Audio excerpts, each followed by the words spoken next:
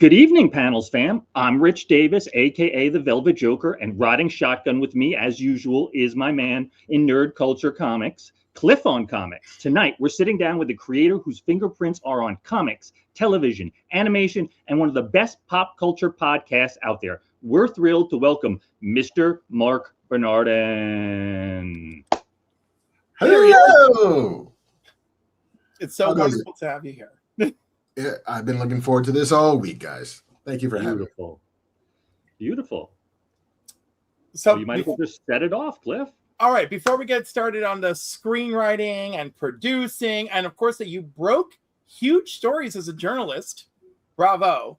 When you look back at that period of your career, which stories stayed with you and what did covering them or experiencing them, right, teach you about people and storytelling? I mean, it's funny. Like I was never like, because I've worked with people who were news hounds, people who were like banging the pavement, like who would wear the fedora with the press badge in it, who felt like their whole job was scoops and scoops and scoops. I was never quite that guy. But I remember being invited. I was working for Playboy at the time. I got invited to a Super Bowl. No, it was just like a Sunday football watch party that Samsung was throwing. I don't know how I got on this list. I don't know why I even went, other than it was like a fancy thing in the Hollywood Hills. I was like, I'll go see who's there. And I run into Jordan Peele, who's at this thing. Oh. And this must have been like 2015, 2016, I think.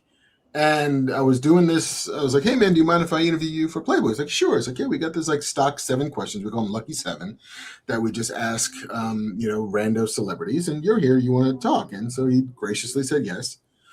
And, we made it through the Lucky 7 questions. He was like, hey, man, let me tell you something. I'm working on a horror movie.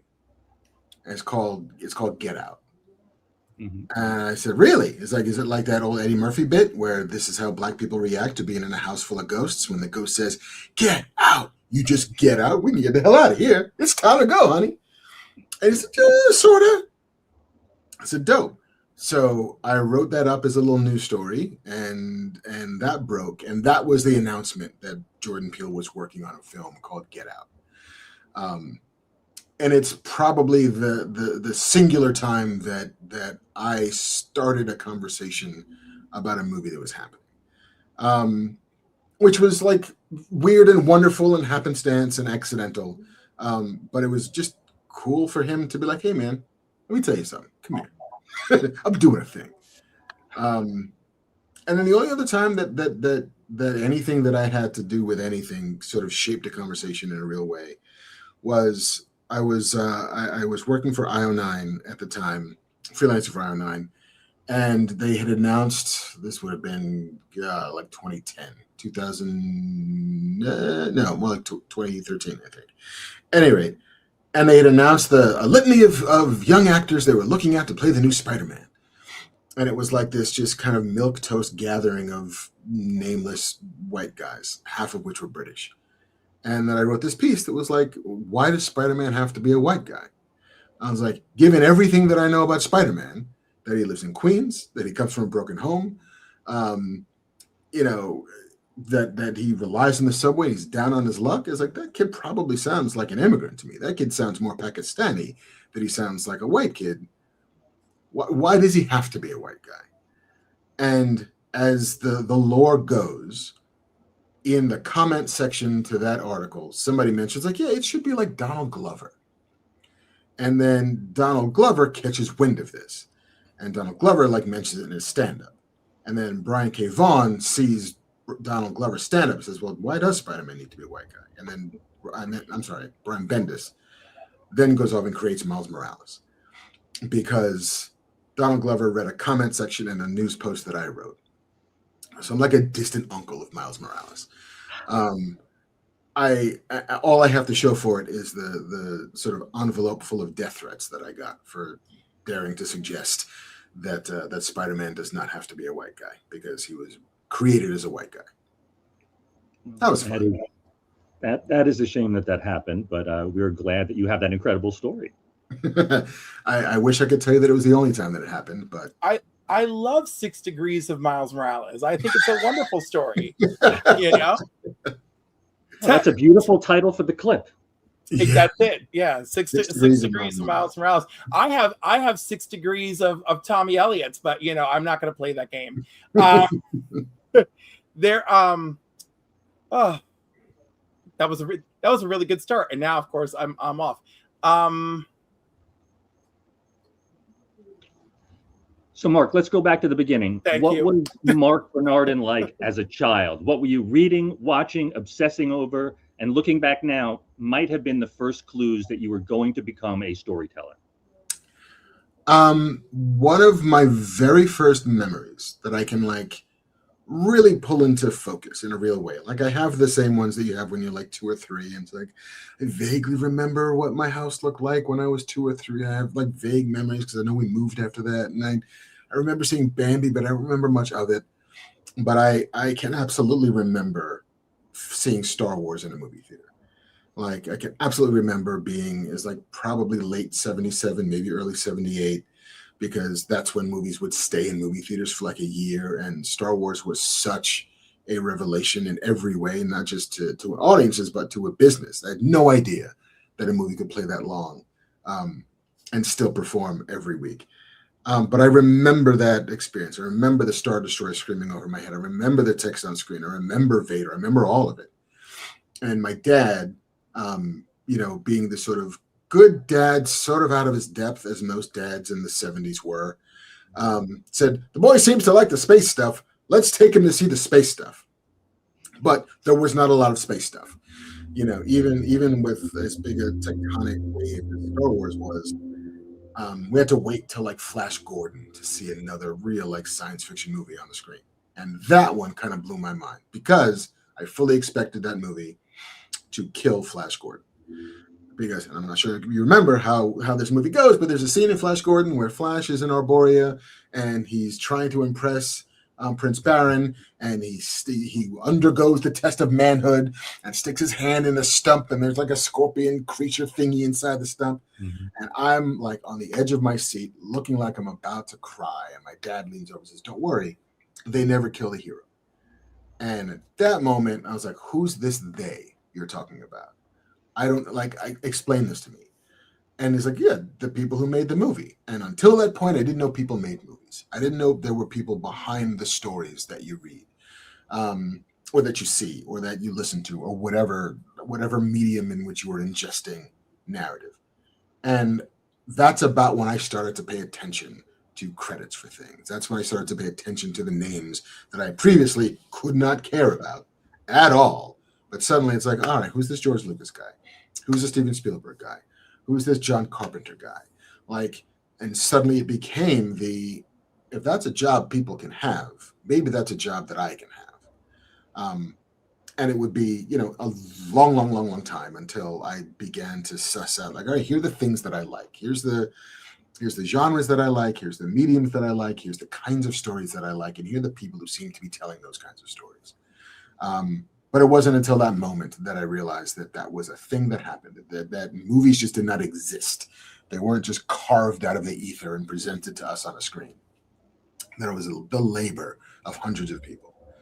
And yeah, like that was the sort of beginning of it. That was the beginning of even, scratching at the, man, I like these stories. And then of course you read comic books, you're like, oh, all right, well, Stan Lee and Chris Claremont and Frank Miller and the sort of the golden figures of my childhood, Eastman and Laird, like these folks who just, and you could see their names. And half the time, if you went to a convention, you might be able to talk to them. They might give you the time of day, but the fact that people were making stuff that I liked, and I was reading a lot of, when I was in high school, and I mean, even when I was a kid, I was reading a lot of I don't know if you remember, I don't know if anybody's as old as I am, the Big Little books that we used to have as kids. They were like, the size of those single serve cereal boxes.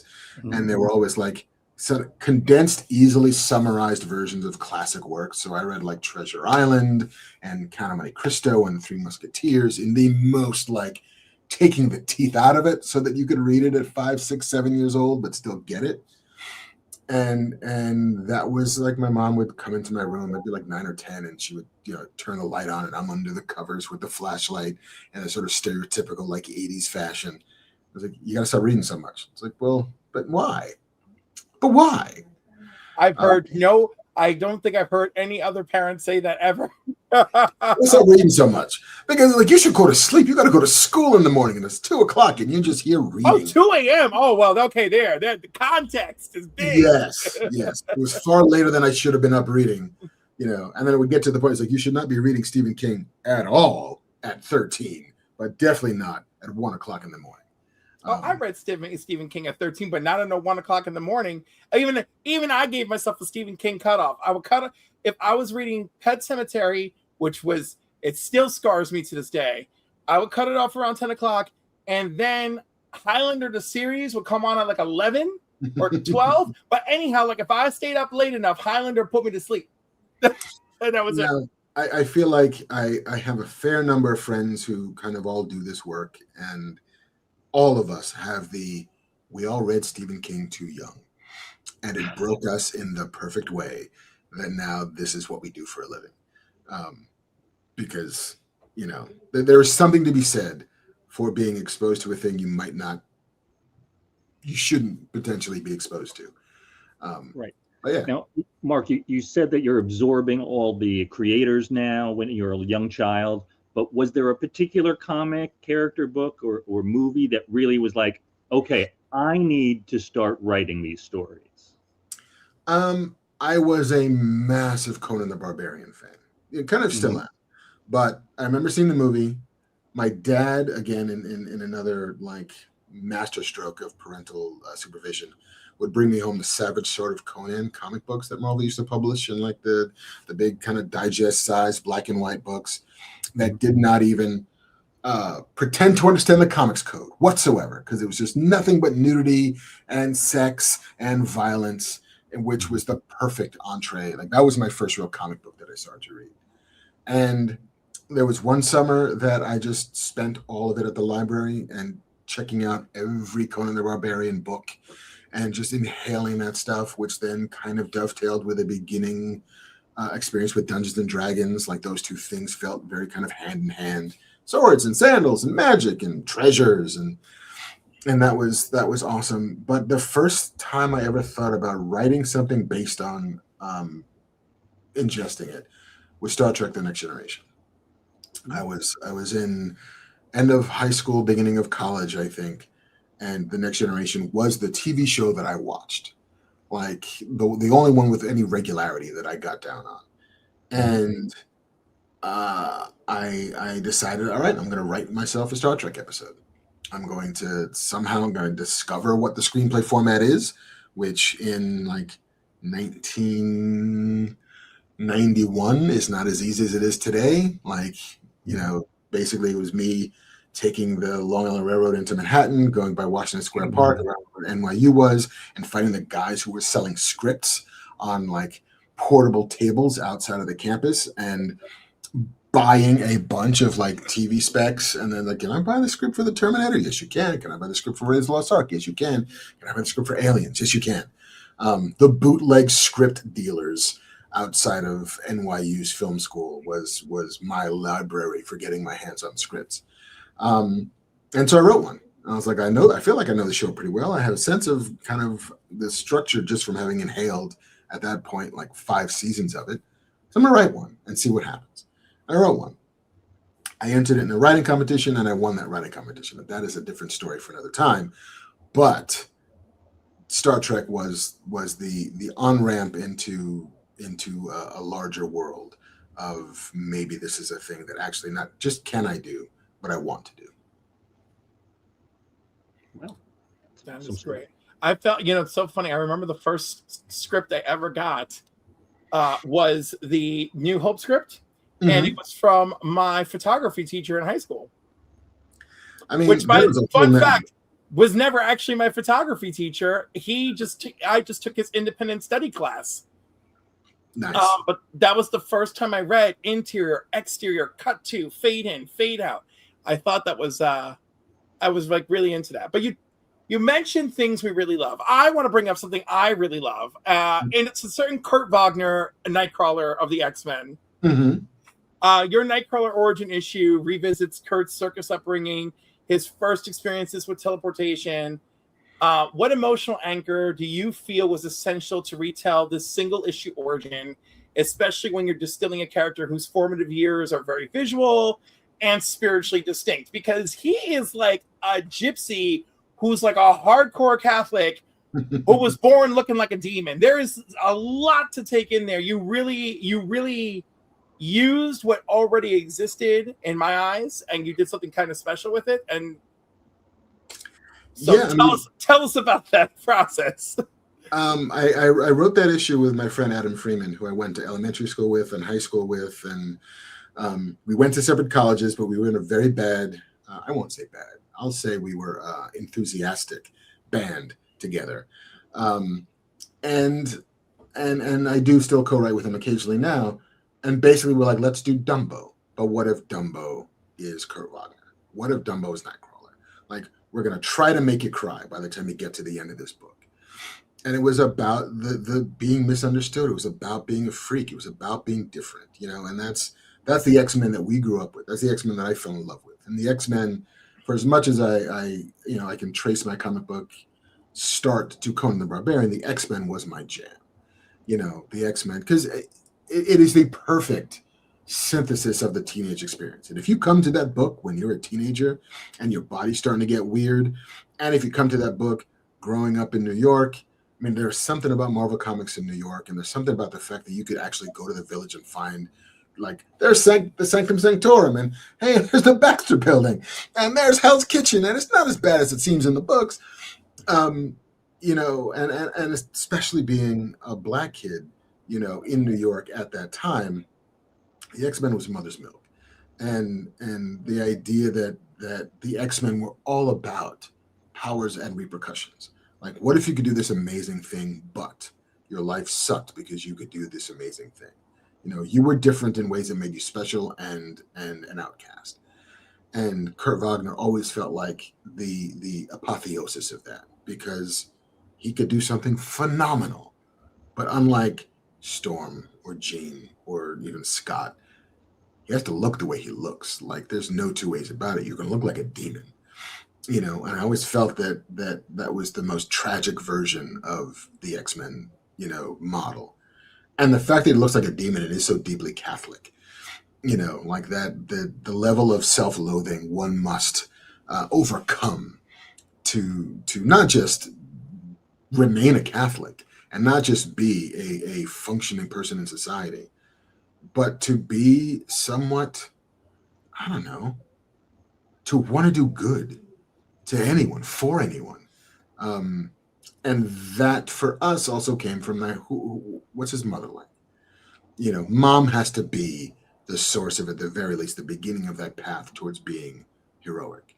You know, so what are the contexts with which he was born? What's the world he was born into? You know, a circus felt like a very, I mean, it's already in the origin, but it feels like the only safe place for somebody like that.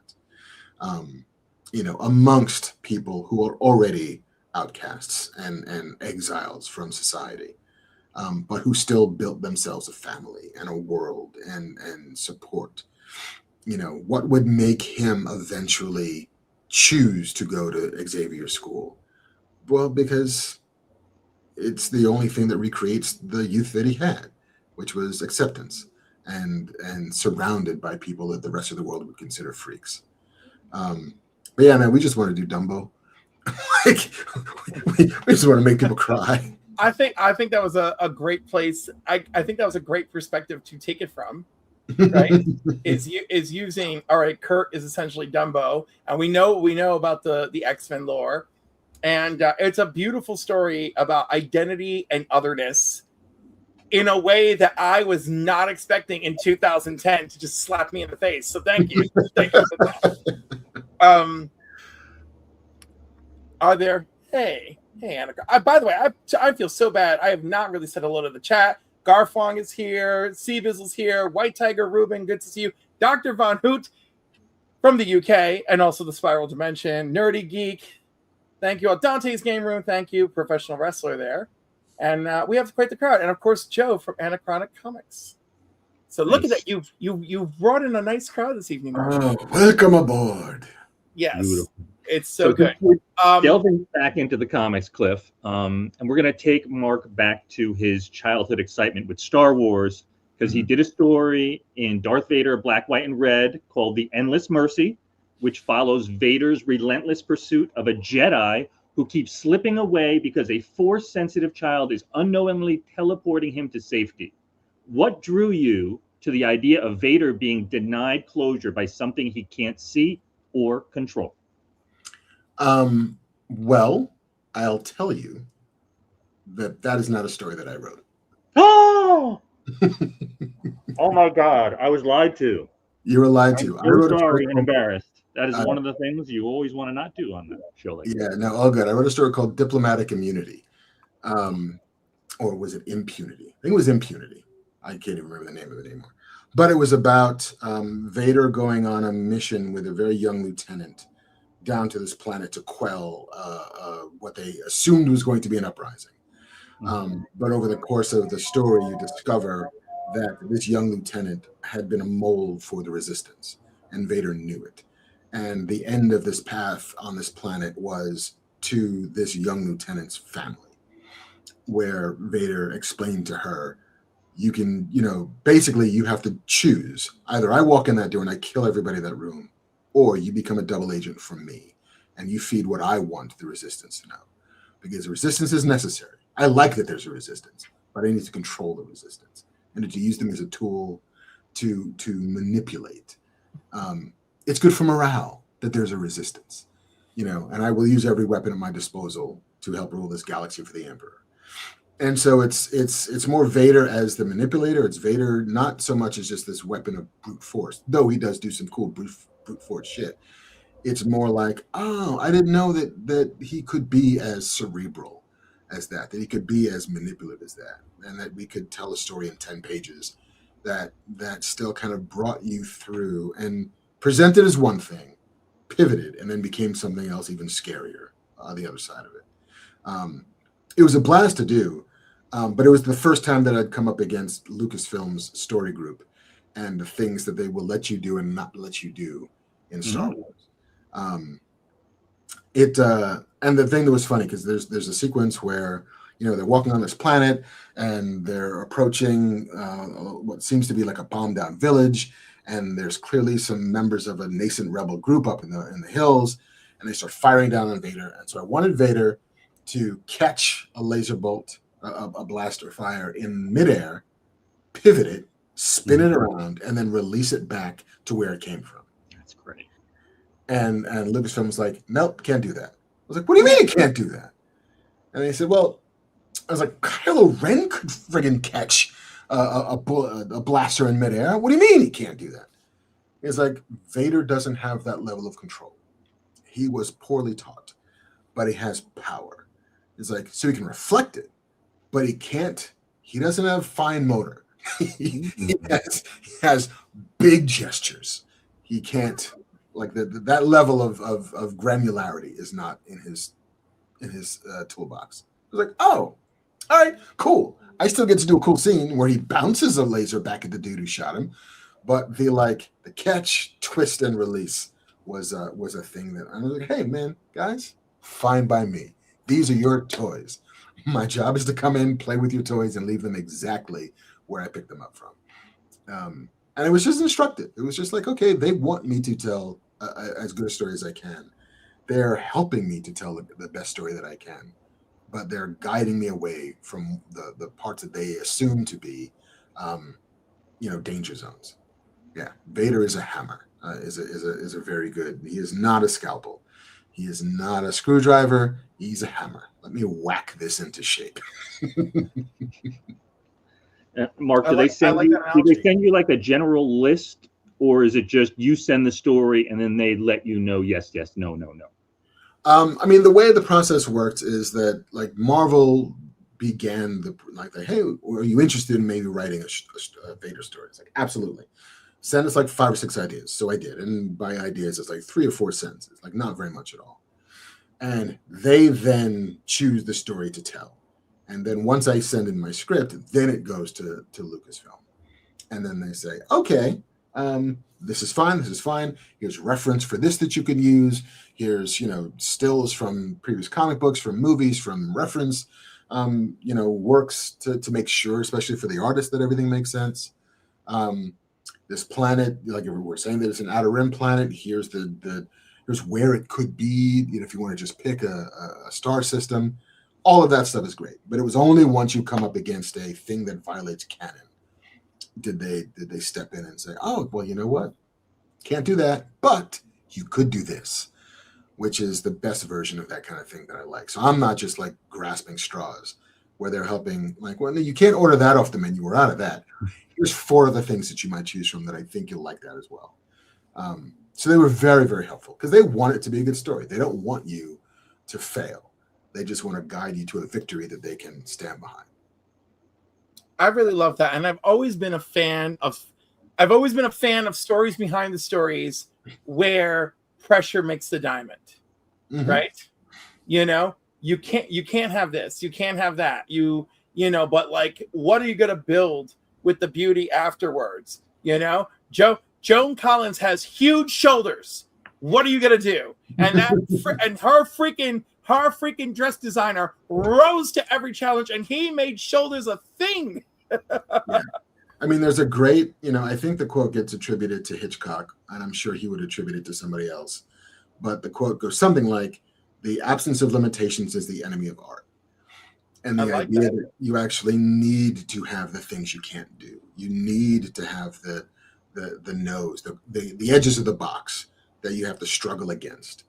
And I think that so many of the movies that I love, because again, I was born in 1971, came of age in the 1980s, and all the movies that I loved were movies that were somewhat low budget genre movies. Like I love The Terminator, I love The Road Warrior, I love Mad Max, I love Hardware, I love Evil Dead and Evil Dead 2. Like I love these things that had to succeed on the page in ways that made sense, and then they couldn't show you what they couldn't show you.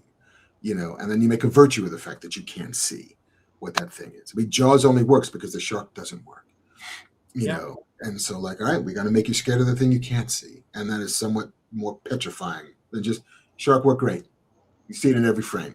Like, well, now we just see the shark. I'm not afraid of the thing I can see. That's what the ocean's all about.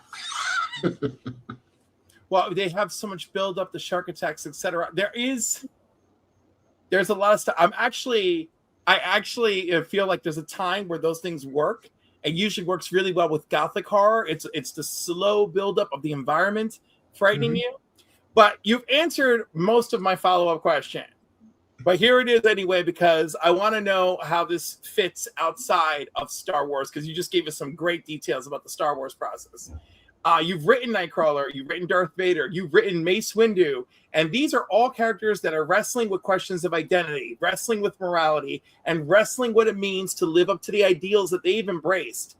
So when you're handed these characters that have decades of established mythology behind them, how do you find the part of the character that's going to fit what you're going to explore? That's a good question. And I think that for me, writing a thing at this point has to say a thing, right? Like there's no point in spending the time and the energy and the resources to just write, something. I'm not going to say forgettable is the wrong word, but something that doesn't take advantage, doesn't earn the eyeballs of the audience that you're trying to get. And so, like writing Mace Windu, the question for me was, all right, what can I say about Mace Windu? What can I say about the Jedi that, not to say it hasn't been said before, but that would mean something to me? And part of that was, can I do young Mace Windu? Because old Mace Windu, we kind of know who that guy is. He is basically just Sam Jackson with a purple lightsaber, which nothing wrong with it. I'm here for Mace all day long. But young Mace Windu, the idealistic Mace Windu, the one who still believes desperately in what the Jedi mean, and the sort of the carnal sin, the original sin of the Jedi, is that they're a child soldier army. That's what they do. Like, they go around the galaxy and by hook or by crook, they take children from their parents and enroll them in a religious army. Which isn't that great? Star Wars barely examines the fact that that's exactly what the Jedi are. But I wanted to tell a story in which the devotee is confronted by somebody not of that faith, who could then kind of look at what it is and maybe poke holes in it and maybe not convert Mace Windu into any other path, because he's got to be who he's going to be, but opens his eyes just a little bit to the world that he's already given himself to. And that felt like a thing worth saying. Not to completely embrace the now more than ever, but now more than ever, that felt like a thing worth saying. I wrote an issue of Spider-Man, Peter Parker, the Amazing Shutterbug, which was a tie-in to this like King in Black storyline that they were doing. It was basically, what if Peter never gets bit by a spider?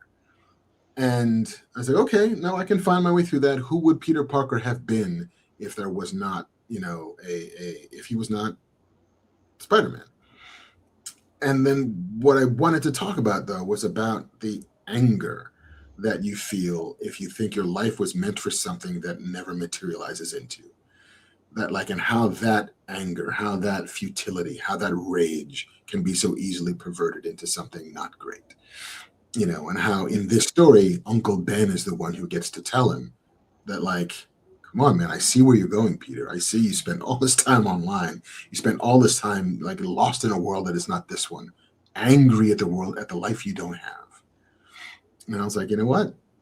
That's a story that I think now more than ever I want to talk about. Sort of the rage of futility of young men, and how Peter Parker would have been that kid if he had not been bitten by a spider and found his calling. And what do you do if you don't find your calling? You got to make one. You got to decide to do something. I feel like that story needs to be told for every generation as I look literally out my window. Yeah, I mean, and so for me, it's like, what's the story that I want to tell? What story makes sense with this character? And then how can I still make it do what the story should do? Like, if you come to a Peter Parker story, there ought to be web swinging. There ought to be questions about responsibility. There ought to be questions about, like, man, I'll go out with that girl. I don't have enough money. It's going to be Mace Windu. We got to do some cool lightsaber stuff. We got to do some cool Force stuff. We got to, scratch the corners of a world that we're so familiar with and maybe find a new thing. It's hard in company-owned comics to find a new thing, especially in a sort of franchise as old as Star Wars or as old as Marvel or as old as Spider-Man. But they're there. You gotta dig. You gotta invent, and you gotta spelunk until you get to that thing that feels, oh, all right, I can feel there's some gravity to this, and that sometimes is enough. I love that. And there's always something that draws you, right? Because sometimes it's a gravity, sometimes it's what kind of fun can I have with this character? Like, I found some artists, they didn't have a particular message, but they wanted the character they were focused on to be subversive, like, and I just, anyhow, I'm being overly sentimental because I've watched way too much stuff in the last 24 hours about Dolly Parton and working with Dolly Parton. as have we all, my friend. All right, as have we all. But I don't know if you've noticed that there's a lot of people who work with her who loved that she chose subversive characters to play. And then, of course, I had some people who were writers in the stuff that I was watching reflecting on that. And, like, it just blew my mind just how different ways people will come to something. And then it becomes greater than the thing that they came to at the beginning. And it's beautiful, right? Something which I feel you've accomplished with several of your stories. I'm giving Nightcrawler a lot of credit here. Yeah, I mean, it's the older I get, the more I realize what a gift it is to be able to tell stories. What a gift it is to be able to interface with an audience and to kind of walk in the world a little bit, and have your stories lead the way. And if that's going to be the case, then those stories should be a little bit more than merely diversionary. Not that there's anything wrong with diversions, because now more than ever, I think we all could use something to distract ourselves from the world around us. And so, like, hey, man, just take me away. Calgon, take me away for half an hour while I read this 22-page comic book. or watch this 45-minute long, episode of TV, or watch this miniseries or whatever it is. But broccoli can have cheese on it too. Like it can be both good for you and delicious. 100%. Which brings me to Spider-Man, A Meal to Die For. I want you to know that I literally went back and picked up this book just because I knew you were associated. I was just like, my comic book wallet does not have room. I just bypassed it, but I went back for you. And talk about having fun. It is slapstick, danger, flying appliances, illusionary traps, crazy dinner date gone sideways. And of course the artist as well, whose name is escaping me, forgive me. But together you tell a story that has comedy and tension, and at the same time, when I was done reading it, it was unmistakably a Spider-Man adventure. So, I don't know how you came to that, but somehow you did. And how do you make it feel like Spider-Man? We've got so much going on. I mean, I wish I had more access to my memories of that experience, because that was my first ever Marvel work. Was writing. It was a digital comic that existed only because it was a tie-in with Top Chef, because the chef that's in that book was one of the Top Chef contestants that season. So what I read was they plopped it into that oversized. Okay, all right. So it was longer ago than I am aware of. All right. Yeah, and so but the brief was, can you write a Spider-Man story that also features a Top chef, in which crazy things happen when Pete is out on a first date? I was like, yeah, I think I could do that. And the chefiness of it didn't particularly matter. It was more here's a guy who really just wants to go out with this girl, really wants to put his best foot forward, really wants to dazzle her, but the other half of his life keeps crashing into it. And wouldn't it be great if he could just go out on a date with this girl and impress her with the nothing burger that is Peter Parker, if he's not actually Spider-Man? And that Spider-Man actually kind of saves the day a little bit, because this date was not going well for him. It's kind of classic Spider-Man-y stuff. And just the getting to write bad jokes. Dad jokes before I was a dad was kind of a hoot. But yeah, man, it's Spider-Man. Getting to write a Spider-Man is bananas. I always find myself kind of poking, come on, man, wake up. They're letting you write Batman. Hey, man, wake up. They're letting you write Spider-Man. They'll let you write, Mace Windu. They're letting you in Star Wars. How are they letting you in Star Wars? Shh, don't ask. Just do the thing. Don't mess it up. is my response every time somebody's like, hey, man, you're going to write a Batman? You're going to let me write a Batman? Can he do Batman stuff? He has to do Batman stuff. Is there a car? There's absolutely a car. Great. What about Alfred? Totally. You can also have Papa Midnight. I can have Papa Midnight. Shut up. Papa Midnight. Yes. Oh, yeah. We're going to talk about that. Did you write for the Amazon series? I did. I wrote an episode. Did you write the episode with the ghost and Papa Midnight? Is that what I'm hearing? Gentleman Ghost. Yes. Oh, my God. I love that. Rich, I'm sorry. I love that episode so much. It is so good. And I love that Batman is so pissed that he's fighting a supernatural entity. And I love it, Cliff, you're jumping ahead to animation. We didn't finish the comic books yet. I don't care. This is too important. It's Batman and Papa Midnight. And Papa Midnight was not a character that I had on the bingo card, No. And that was a very refreshing episode. It truly was. So bravo. And there are things people do not like about that series, and it's keeping them away from that series. And I got to tell people, get over yourselves. I'm sorry Harley Quinn came before the Joker. I'm sorry the Joker isn't the maniac that you want him to be. And I'm sorry that Penguin is a woman named Penguin, Oswalda Cobblepot. Sorry for all of these things, but there's such a great show there. I have a lot of arguments with people online about this. Such a great show. I love the Gentleman Ghost episode to no end. And it's many of the things we discussed tonight. You embodied it in that episode. So, like, you should win freaking Emmys. I want Emmys for that episode for everybody. I want the acting, the directing, animation, everything. All right, Cliff, since you're diving into that, Cliff, what we need to know about that is who were you pitched? Did they pitch you? How much of that was Bruce Timm? How much of that was you? All of it is Ed Brubaker. Like I had gotten to be friends with Ed, you know, sort of both covering comics and then starting to write comics. And then the comics community is small enough and incestuous enough. And he had been on the podcast once or twice. And so he literally just texted me. He's like, "Hey man, you want to write Batman?" And I said, I make it a policy never to say no if somebody asks me if I want to write Batman. And he's like, you know, they had a writer's room for season 1 of that show that he was running with Bruce Timm. The 2 writers who were in it, who had come up with the initial, 3 or 4 paragraphs for the Gentleman Ghost episode, had then bounced off to go do like Poker Face or something fabulous. And it's like, hey man, we just need somebody to come in and write this episode. So it was a freelance script. And they had the sort of 3 or 4 paragraphs, and they said, hey, can you get on a call? It'll be me and Bruce Timm and a couple of other people. And I said, yeah, man, you tell me when I can be on a Zoom with Bruce Timm and talk about Batman. Yeah, twist my arm. Why don't you? But, you know, they had the elements of it. They knew that it was Gentleman Ghost. They knew that it was going to be playing fair with he's a ghost.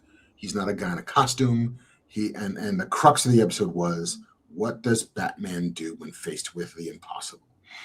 At least according to him, impossible.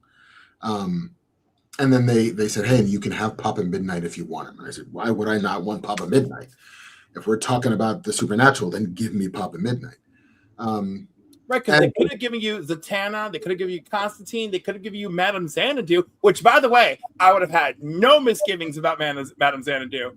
Any of the above would have been Papa Midnight was awesome. But the thing again that I wanted to talk about was, income inequality. I wanted to talk about, kind of race and class in Gotham.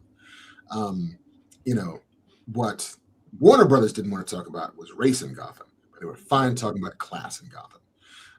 Turns out those two things are relatively inexplicably intertwined, inextricably intertwined. Which is fine, but it got to be about a thing, and it got to be about, we got to talk about what Gotham used to be. We got to talk about the elite class of Gotham and how awful they were.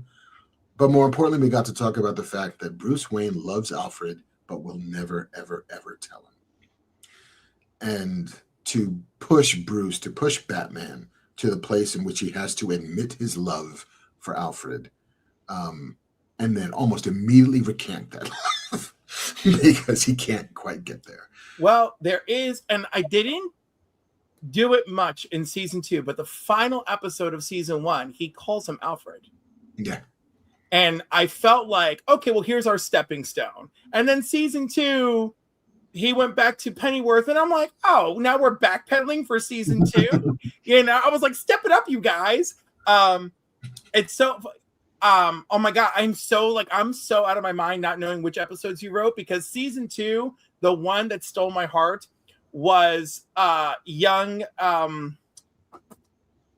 oh my God, a Catgirl Robin from Dark Knight Returns. Oh, Carrie. Right, young Carrie playing Grey Ghost for the evening. That was so good. And but you stole my heart with the freaking Gentleman Ghost episode. I was like, all I was waiting for was for Hawkman to show up and be like, hey, I know this dude. Yeah, I didn't get to come back for season 2. And I cannot remember. Call him for season 3. Yeah, I think I might have been doing, yeah, that's what it was. I was doing Green Hornet with Kevin that nobody will ever see. But we wrote a whole season of Green Hornet. I mean, the scripts are somewhere. I don't even know where they are. But I was on that gig and I couldn't go back for season 2, which does pain me. I mean, it's so much of TV is that way, is that it's timing. It's luck and it's timing and it's availability. And there are shows that I had to choose one over the other because every now and again I have the luxury of choice. There are times where I was just unavailable to do a thing that I very much wanted to do, and this was one of those times. Gotcha. But I feel like we're skipping ahead. I've just blown a hole in your very carefully meticulated plan. No, you didn't actually. No worries, it was like a It was a lot of wormhole. fun to mix it up. But You made a wormhole to my next question. To my next question. No, it's my next question. All right. Because I want to ask this question. Because time is of the essence. You got plenty of questions still to ask. Anansi Boys. Yes. Issue 7 was the final issue. Is there any way, shape, or form? I'm sorry, is there any way, shape, or form that we're ever going to see issue 8? That is a question above my pay grade. Oh, that's painful. I mean, painful. I wrote 15 issues of it before we pulled the plug. I think art had been done on 11 issues. And I remain incredibly proud of that. As you should. It was not the easiest adaptation to do because so much of prose is interior. There's a fair amount of research to do, especially for the artists, for Sean Martinborough and Chris Sotomayor, who was the colorist, who did phenomenal work. But it's how do you make a thing that is interior exterior, without it just being a book littered with captions, littered with internal monologues. And so hammering it into a shape that felt right was hard, but I was very, very proud of it. And it for any number of reasons, it pains me that we had to pull the plug on the book. I completely stand by the pulling the plug on the book. I understand all of the reasons why. And hopefully there may come such a time where all parties concerned have made their amends and have paid their debt and have rounded the corner and have done the work and have emerged on the other side. Nothing would please me more than to be able to get back to work on that, to be able to at least put out a first trade. But sadly, on all accounts, I don't think that's going to happen. So and that whole thing has me troubled and sad as well. Having read the book Anansi Boys, were there anything major in the storyline that you made adaptations to that we're not seeing that you can share with us? Not that I can remember, because I really liked the book. I thought the book worked. I think there were probably things that we had to shrink a little bit. We had to curtail a little bit, simply for time and space and pacing. Like there was something about, if we were going to do 24 issues, which I think was the initial plan, for it to be, 8, 8, and 8.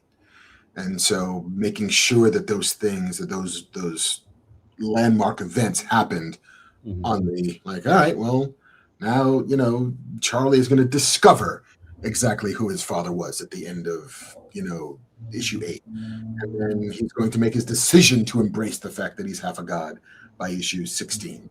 Like the big, tentpole moments needed to be there. So it just, like, there was a little sliding of things, a little bit like, I'm going to shave a little bit off this, take a little bit more of that.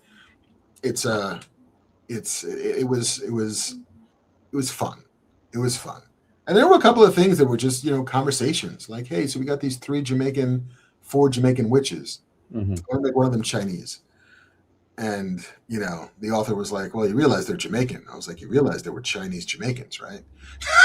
Like, the British Empire, colonization is a hell of a drug. And so getting the stretch from Hong Kong to Jamaica is not quite as far as one might think. Is there a world where it's happened where you have bumped into Orlando Jones and you guys have discussed Anansi? I've never met Orlando. Okay. I have never met. I'd like to. Did you like his performance? I loved his performance, especially in season 1. I think season 1 of American Gods is fantastic. I think it tends to meander a little bit the further it goes, for any number of reasons. Like there were different showrunners almost every season. There was different story focus every season. There were levers being pulled that occasionally threw things a little bit out of balance. But I think he always knew who Anansi was. But I think his first season performance is the most potent. When he's in the hull of a slave ship,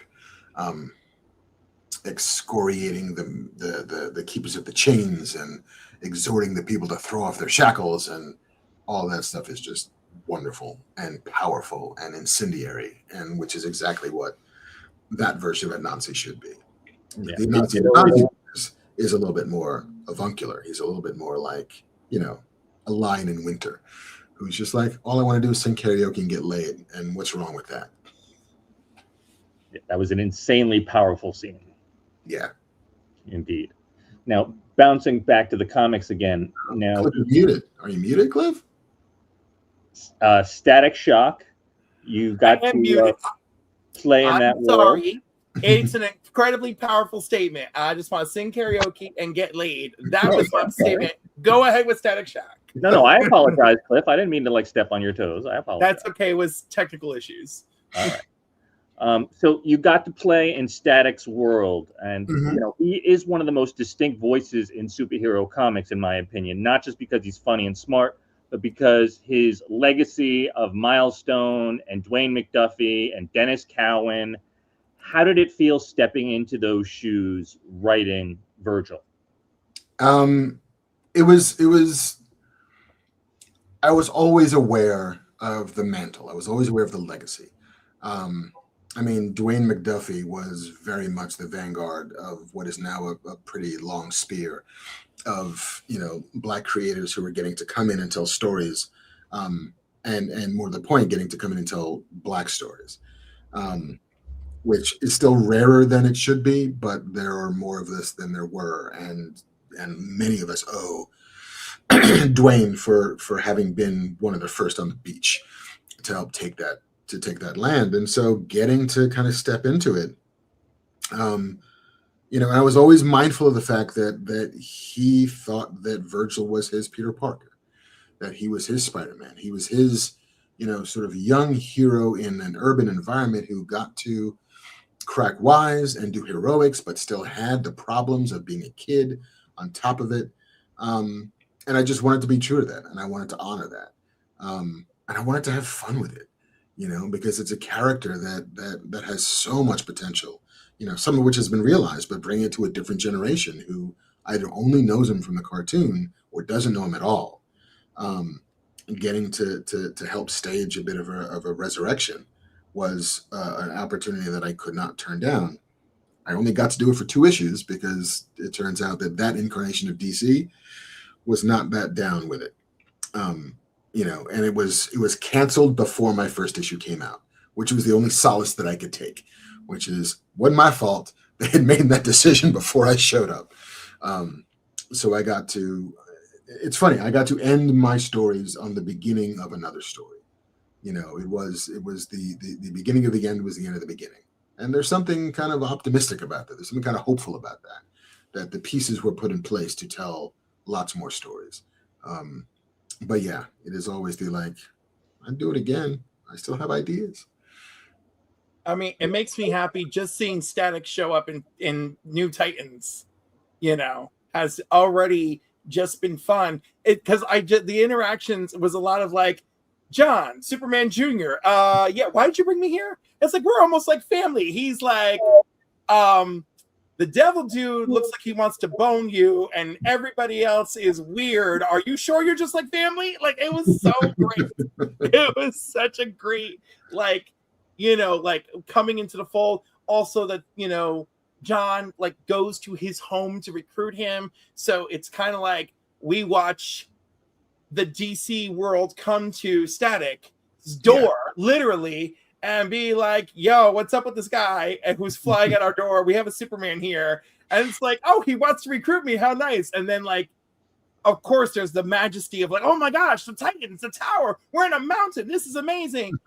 But everything else. And but it's a reminder for all these creators who love these characters, that there's so many different doors and so much room to tell their stories, you know. And of course, we know Static is getting a series again, so I'm very excited that this is kind of like, hey, he showed up. It's fun to see him on a team, and we get to see, you know, his life again on the pages, which hopefully, I hope people have learned that our dollars are the only way to get them to listen, right? So it's like, we got to buy Vixen, we got to buy Static, we got to buy Steel. 100%, you know, and I mean, I only got to meet Dwayne once, and I had to apologize for ripping off his Damage Control for another book that I'd written called Monster Attack Network. And that's what I was like, hey man, I just want to apologize. I completely lifted the idea for that for my comic book. He's like, that's all right. That's what's supposed to happen. You're supposed to be inspired by a thing that you read to write your own thing. That's the chain we're all supposed to be links in. I was like, thank you, Dwayne McDuffie. You're the best. And then, you know, I never got to see him again, sadly. But he was great. The things he did with Justice League Unlimited and Ben 10, everybody. Ben 10, Dwayne McDuffie, and never forget. It's really incredible. And like I have some younger friends and even friends my age who are like, oh, I was watching the original Ben 10 with my kids. It's actually pretty good. I was like, yeah, Dwayne McDuffie. Yes. So, you know, Joe Casey and like all those Man of Action guys, like they're all real smart. And Dwayne McDuffie, pretty good at this writing thing. Yeah. Really wonderful. Rich, is it safe that we get into animation talk now that I already broke that wall down? Well, yeah, if you want to jump on it, I got 2 more comics, but it's all good. We could shift it around. I mean, okay, let's go. We got all night.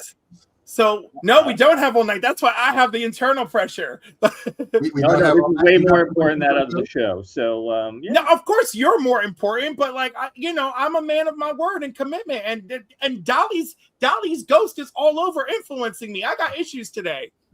I can't get into all things Eyes of Wakanda, but we are going to touch on one of them for sure. But I do want to touch on Masters of the Universe Revelation. Mm-hmm. Because like I feel like that was a big thing to come to, right? And Kevin really had a vision for what it was going to be, and then reception was very murky, and then we had Revolution, which felt very Revolution-like because it really reset the stage. But when working on Revelation, there clearly is a tightrope between honoring what's in the original series and using the mythology and pushing it forward. So when you're writing in this world of Eternia, like what was, and again, Kevin may have influenced this, but what were the elements of like, we're going to preserve this and versus we'll be changing this for the modern audience, you know? Like one thing I noticed was like that one classic episode with Tila and Evelyn in the desert, like that is mentioned, you know, where like they're alone and they had to like team up, and Tila's kind of like, Evelyn, why are you like always a bad guy if we can work together? Like, so that as a kid, it's always a fun episode, but now as an adult, we're revisiting it. It's a little more serious. And of course, now we're revisiting like who Evelyn is in that arc of the series. As we're learning about Tila, learning about everything rolled into that. I hope my question came through. What to preserve? What was the decision process on what to preserve and what to evolve? I mean, we worked very closely with Mattel, but you know, everybody from Kevin to Ted Biaselli at Netflix to Rob Davis at Mattel were like, the old cartoon is canon. Like, let's all just pretend that that's all still there, and let's treat this like it's Shakespeare. Like, let's treat it like it's heightened narrative about outsized characters in a fantastical world. There's no reason it can't feel that way. And so, you know, and the decision, and it was a decision that was made from the jump that everybody embraced, knowing full well that with 2 seasons, like we wanted to make sure that Adam was always a character on the show, but you can define a character through absence as much as you can through presence. And so he was the most important person in Eternia and what happens when he's gone. And that still is an incredibly interesting story and a great question to ask. Like what happens when the keystone, and it's everybody has this experience of, in a group of friends, there's the one friend that holds them all together. And then if you all go out and that one friend isn't there, it's super weird and awkward and you don't know what to talk about. And it gets like weirdly like, why are we here? We needed John. And without John, we are just a collection of people who don't really know each other. But John made it all work. And we wanted that to be Adam. And so like, I always feel like internet reception is one thing. It is always about the vocal minority who can shout the loudest. There are people who didn't like it, and that's also fine. There are people who loved it, and that's also fine. But I think we're all very, very proud of it because we got to tell stories. I got to tell the Man-at-Arms story as the most dangerous man in Eternia. But what happens if you feel like you failed? What happens if you think you betrayed the cause? What do you do with yourself if the reason you thought you had to exist is gone? And I thought that was an interesting question to ask, and then I got to write jokes for Skeletor, which, Mark friggin' Hamill, and like a dumb joke that was on the script in the first draft that survives all the way until I hear it in the trailer, like spoken by Mark Hamill, giving his most Mark Hamilliness. It's dreamy. It's dreamy. And I remember telling Kevin very early on, I was like, you know what, man? I was not a He-Man kid. I was a Thundercats kid. I was a Voltron kid. I was a G.I. Joe kid. I was a Transformers kid. But for whatever reason, Master of the Universe kind of passed me by. I mean, I'm familiar with it. I watched my share of it, but it was not mother's milk for me the way it was for other people. This is funny because I got into it with a buddy of mine because we went to high school together, whatever. And although he was a He-Man and Transformers kid, I was a Thundercats, Silverhawks, He-Man side of things. And these shows in the afternoon where we grew up, they ran parallel. So, you were kind of divided, right? So I always leaned on He-Man, Thundercats, Silverhawks, etc. on this side of I know I'm missing a show in that mix, but I was on this side of the fence, right? And but he's like, no, but I loved He-Man. I was like, what? Were you watching? Were you playing catch up in the summer when you were ignoring G.I. Joe? Like, what did you fit him in? He's like, I fit him in. But I do feel like growing up, you kind of fit in one or the other, and kind of, it was like I felt like our brains were influenced. Like, were you drawn to sci-fi action or were you drawn to fantasy? And there was something where I was constantly drawn to fantasy, constantly drawn to identity. Imagine identity politics when you're a child because you're watching He-Man and She-Ra, right? Because they still need to keep a secret to protect something. And that always, and my first character I ever loved was Superman, who had to keep a secret identity as Clark Kent because he wanted to protect the people he cared about. And that always weighed on me for years. And I think it's just burned into my psyche as I have spent year after year trying to reinvent being my true self. I'm just like, man, that whole Superman Clark Kent thing is still there. It's still there. I mean, every superhero story about a person who's got a secret identity is an identity-based story, because they're keeping it hidden. Like so much of our, not just superheroic, but heroic narratives are about you have to conceal the person you are to keep the people you love safe, to keep yourself safe, to be able to do what you do in the world. Like, we're vigilante stories and like, oh no, the cops will come in and they're going to figure out who I am. Like, and it is incredibly potent.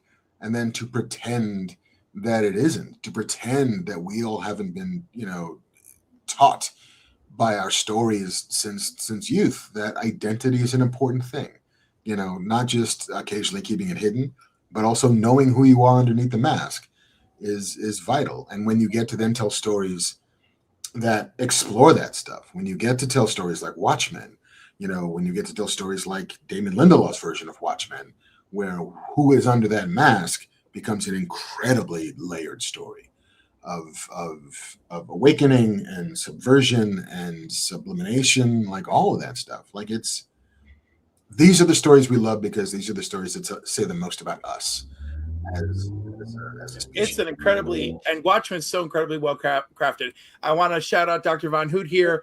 Revelation was superb, in my opinion. Man at Arms was everything I wanted him to be.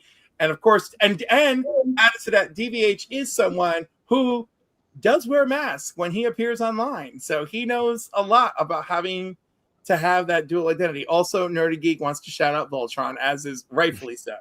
Hell yeah. I wonder if that's an age thing, Mark, because you and I are the same age. Because all those stories of Star Wars and Buck Rogers, I'm like, yeah, that's exactly what I experienced when I was a little kid. But I think He-Man was like, kids were a little bit younger for He-Man. Yeah, I mean, most of the stories that we watched in like the 70s and especially cresting into the early 80s were stories for story's sake. Masters and Transformers and G.I. Joe were stories invented to sell toys. Mm-hmm. And who buys toys? Kids buy toys. And so, you know, they could smuggle in some somewhat advanced complex narratives, but the goal was not entertainment. The goal was commerce. You know, and even as we come to it now, trying to embrace what those stories were, and not even to say modernize them, but just be true to them, but also kind of update them and recontextualize them for a different audience. Mm-hmm. We don't have to sell toys, but we can make the selling of toys a little bit more dramatic. Absolutely. Absolutely. Now, you did a really personal comic book story. It was Adora and the Distance. Mm-hmm. Now, her world seems to be vibrant, dangerous, and imaginative, yet the story, for me, felt like it ultimately revealed that's the reflection of how she processes her inner landscape. When you're building that fantasy, what guides your choices in making it feel personal and still epic at the same time? Well, I mean, Adora in the Distance it's a story that has two very distinct layers to it. You know, the surface layer is it's a quest narrative about a girl in a port city who discovers that her town is going to be threatened by this mysterious force called the Distance. And so she and a bunch of knights have to go off and find the truth of what the Distance is and somehow defeat it to save everybody that she knows and loves. And then the other layer is that it's the story of the interior life that an autistic child has. And the journey that she is taking through therapies and treatments and interventions to better engage with the quote unquote real world. Mm-hmm. And because it is very much influenced by my own raising a special needs child, you know, the version of fantasy, like I never had any real desire to write the kind of memoir about raising a kid on the spectrum. So when I decided I was going to write about it, it was like, I'm going to do like Lord of the Rings. I'm going to do like a big quest with knights and dragons and pirates and ninjas. Ninjas are cool, right? It's making it the kind of adventure that I've always imagined my daughter is living in every day. Inspired very much by the things that she continues to engage with, which is like the Wiggles and Elmo and Dora the Explorer and stuff like that. And so that was the impetus. That's what helped me kind of find the edges of that world and, you know, help me draw the corners of those boxes and just understanding that it was going to be, you know, a complex story made simple. Because I wanted anybody who wanted to be able to read it. You know, I wanted children to be able to engage with it. I wanted adults to be able to engage with it. So it had to do the thing that sort of, you know, it had to try to do the thing that great stories can be, which is be for everybody. And that different audiences can come to it and get different things out of it. You know, like that was always my experience with like Looney Tunes. I was like, I'm laughing because that rabbit hit that duck in the face with a hammer. And my parents are laughing because it's also a Scarface reference. Also, there's like labor politics going on. Like, why are these two guys punching in and punching out? Is it's duck season, rabbit season? Like, and so finding ways to add those layers and make it accessible was the task that I set for myself. Was that, as well as telling a story, was that therapeutic for you? Um, the telling of that story took so long to do. Like it was about 10 years from first kernel of an idea to like book in my hands. And so the therapeutic nature of it evolved over time, I think. Okay. It definitely, I'm not going to say that it didn't make anything better or worse. But over that time, I have processed it differently. Um, the therapeutic value that I get out of it now is when I engage with people in the world who read the book and feel seen by it, and who explain to me what it means to them to see themselves in a book. Um, that is where my therapy comes from. That is where my real joy comes from, which is understanding that like a thing that I did mostly just for me means anything to anybody else. Um, it is the most wonderful gift. That's beautiful. I would like to address this question. Mm. Bugs Bunny dressing up as a woman. What did that mean? That meant express yourself and don't give a damn about what anybody else thinks. Or that's just my interpretation. I mean, Bugs Bunny knows exactly what Elmer Fudd wants. Yes. and oh my god, and the cowboy, I forgot his name. Oh yeah, Yosemite Sam. Yosemite Sam, because he got them both. I mean, all of the humans in those stories were just fucking horny men, and Bugs Bunny was like, wrap them around my finger. I know exactly what they want. They want to play the game that is called crying, and they are fine with it. Yep, it's like right next to these carrots are some watermelons. So I'm gonna pull right up into this dress. Yep. And I my carrot. Monsters are the most interesting people. They really are. Now, not a monster, but you did write about a legend, Muhammad Ali, in the Messenger story.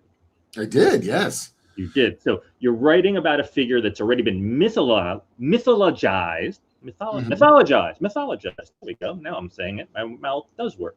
In 100 different ways. He's an activist, an icon, a symbol. But when you approached Ali's story, what lens felt essential so that readers saw the human being inside the legend and understand why his impact reaches far beyond boxing? That one took even longer to do than A Door in the Distance took.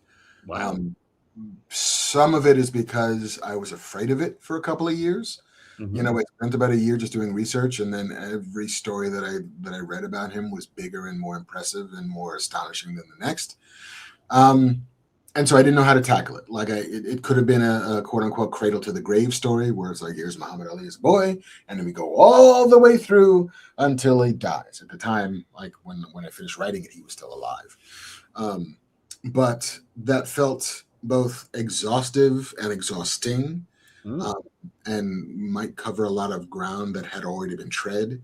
And then I saw the Steve Jobs movie. The Danny Boyle, Aaron Sorkin, Steve Jobs movie that attempted to tell his story through the lens of 3 product launches for Apple. Mm-hmm. And I was like, oh, all right, maybe there's a version of just choosing moments in his life and examining those moments. I chose 10 moments, even though a professional fight is 15 rounds. I chose 10 and chose to ignore that 15-round rule. I was like 10 rounds, 10 chapters. What are the 10 moments that we can tell stories that both everybody knows? Like, let's tell the George Foreman fight. Let's tell the Joe Frazier fight. Let's tell how he gets let's show how he wins his Olympic medal, his Olympic gold. Let's tell the infamous, like, somebody stole my red Schwinn bike when I was 8, and I went into a boxing gym to have somebody teach me how to fight so I could fight the guy who stole my bike chapter. But then let's also tell, when he gets diagnosed with Parkinson's chapter. Let's look at what he meant to other people besides him. This heartbreaking story of, he visited this kid in the hospital. Well, this kid came to visit him at training camp. bald. He'd been suffering from childhood leukemia, and he makes a deal with this kid that, like, all right, I'm gonna go beat Joe Frazier, and you're gonna beat cancer. It's like, absolutely. And then he gets word that this kid is in the ICU, like this kid is dying on his deathbed. So he goes to visit him in the hospital, and this kid says, "Don't worry, champ. It's okay. I'm gonna go see God, and I'm gonna tell God that I know Muhammad Ali." Like, holy shit! All right, fuck. That's got to be a chapter. Like, we're not punching anybody. We're not mouthing off to anybody. I just want to tell a story about what he meant to this kid, and probably one of 1,000 kids just like him. The story about how he, when he was fully in the thrall of Parkinson's, went to Baghdad to negotiate for the release of American hostages from Saddam Hussein. Like, stuff I didn't know happened.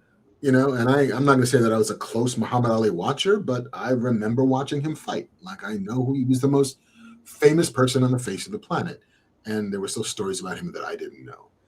And so, like, once I figured out how to tell the story, it became a matter of choosing which stories to tell, which ones, were both triumphant, which ones were heartbreaking, which ones were, mythic. The story of the Esquire photo shoot when he duct tapes all the arrows to his chest so he looks like Saint Sebastian, who's been, killed by his martyrs, and how the legend of how that photo shoot happened. The conversation that he had with the Nation of Islam to allow him to shoot an Esquire cover, his realization that the Nation wanted him to do it because it would be valuable in terms of advertising them.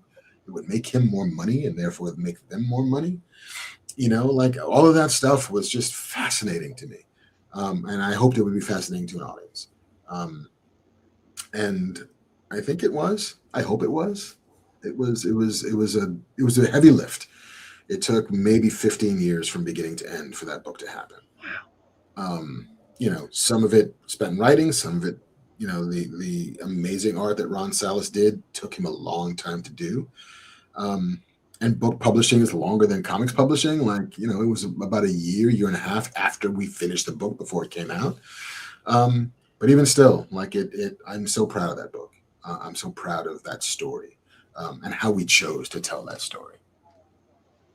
As you should be, and you're right, it was a heavy lift. Because when you're interpreting stories, there's always so many.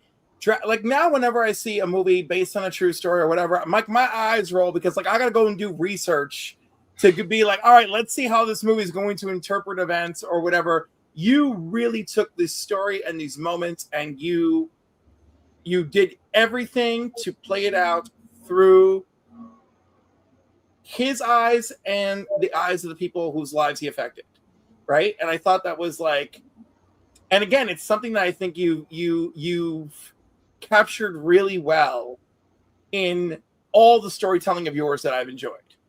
And anyhow, that's just my two cents on it. Oh my God, it's the weirdest question that we're getting from the chat. All right. Question: your first concert, your worst concert, and your best concert.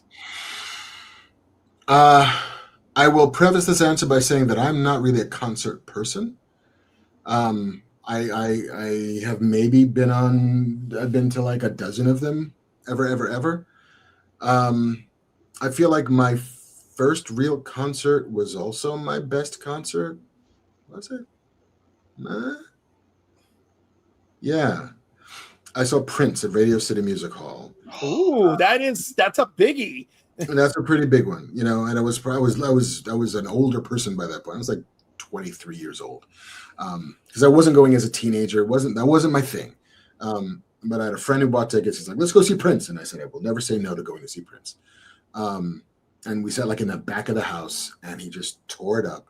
It was a phenomenal concert. Second to which was seeing the Foo Fighters at Madison Square Garden. Ooh. Mostly because I was working for Entertainment Weekly at the time, and I called in a favor. I was like, "Hey man," I spoke to the music editor. I was like, "I really want to see the Foo Fighters." And they're at Madison Square Garden, and he pulled some strings, and so we got to go. I'm going to sit in a press box that concert, and the publicist for the Foo Fighters started telling me the story because the Foos are on stage. And it's like, hey, I want to introduce you to a friend of mine. Here's my friend Matt. Matt's going to come on the stage. He's going to play a song with us. And the publicist, Matt, was a Make-A-Wish kid, and the wish was just to do sound check with the Foo Fighters, and they start playing Long Road to Ruin, and this kid was the drummer, and so Taylor is like graciously is like, hey man, you play drums during the sound check, it'll be great. They play the song all the way through, and then Dave says, you know what, that was fucking awesome, you're going to play the show. And so I knew this story. The crowd didn't know the story, that kid was not supposed to be on stage in Madison Square Garden in front of 50,000 people. And I'm bawling my eyes out watching this kid not just get the wish that he thought he was going to get, but then just the wish that every kid in the world ever wanted, whoever picked up two sticks, is to play Madison Square Garden with the biggest rock band in the world. That remains phenomenal for me.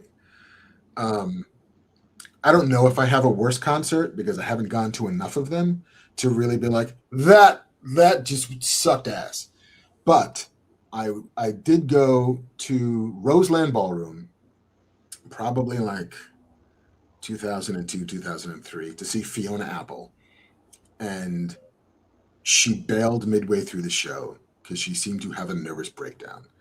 And so she did like 4 songs, got up, cursed at everybody, and left. And I was like, oh, all right. Well, I guess we're going home now because that didn't happen anymore. So noteworthy, newsworthy, not a great concert. Was that the concert where she crawled under the piano for a while?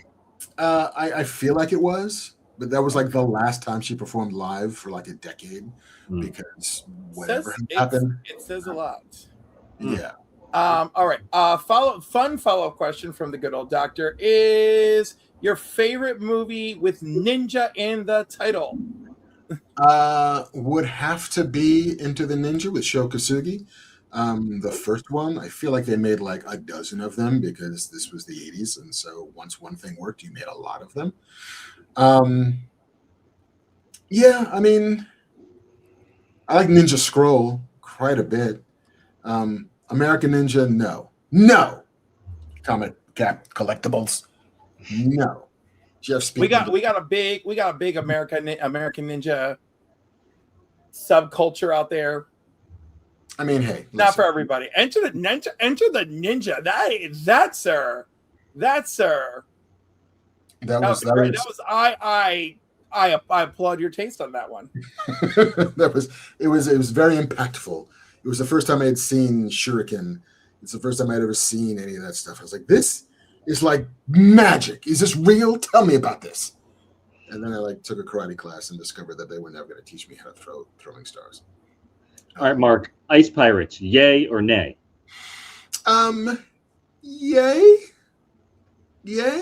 I mean, I feel like it sits right next to me. If there's a great double feature to be had between like Big Trouble in Little China and Ice Pirates. Okay. As like the daffiest, most masculinely dumb movies. Big Trouble's a better film, but I do have some love for Ice Pirates because it's just so stupid. Question from Nerdy Geek. Mark, are you reading any DC Absolute Universe, or what are you currently reading? I'm reading Absolute Batman and loving it. The secret, maybe not so secret because it's selling out everywhere it goes, but the Absolute Green Arrow stuff is awesome. I love it. Yo, I low-key suspect Absolute Green Arrow is the Spectre of that world. I'm trying not to theorize. I'm trying to just let it wash over me as I want it to. But I got 2 hot takes. One, no matter what, I feel like he's a supernatural threat at this point, right? And then the other is this is the best Dinah Lance book I've read in ages. Either of those would be wonderful. Yeah. But I think it goes to show that there's a way to reinterpret these characters that does not abandon what felt essential to who they were, but can still find ways to just breathe new life. It's the only way really to make these things. And reinterpretation is the key to longevity. Um, it's one of the reasons why I have some fear about the Star Wars universe ultimately continuing to be healthy, because stories require interpretation generationally.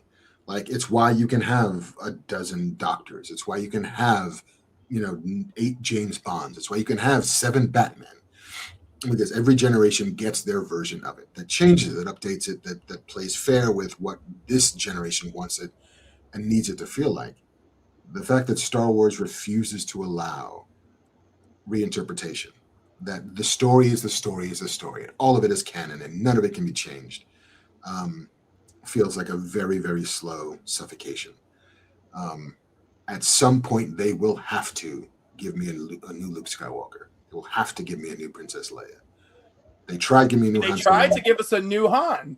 They did. I feel like the problem was it came right on the heels of seeing the other guy back as Han. Like, you got to make a choice.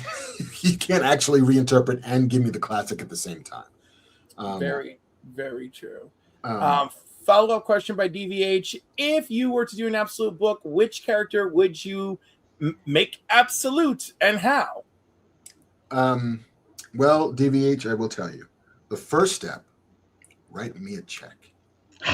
Second step is buy the book.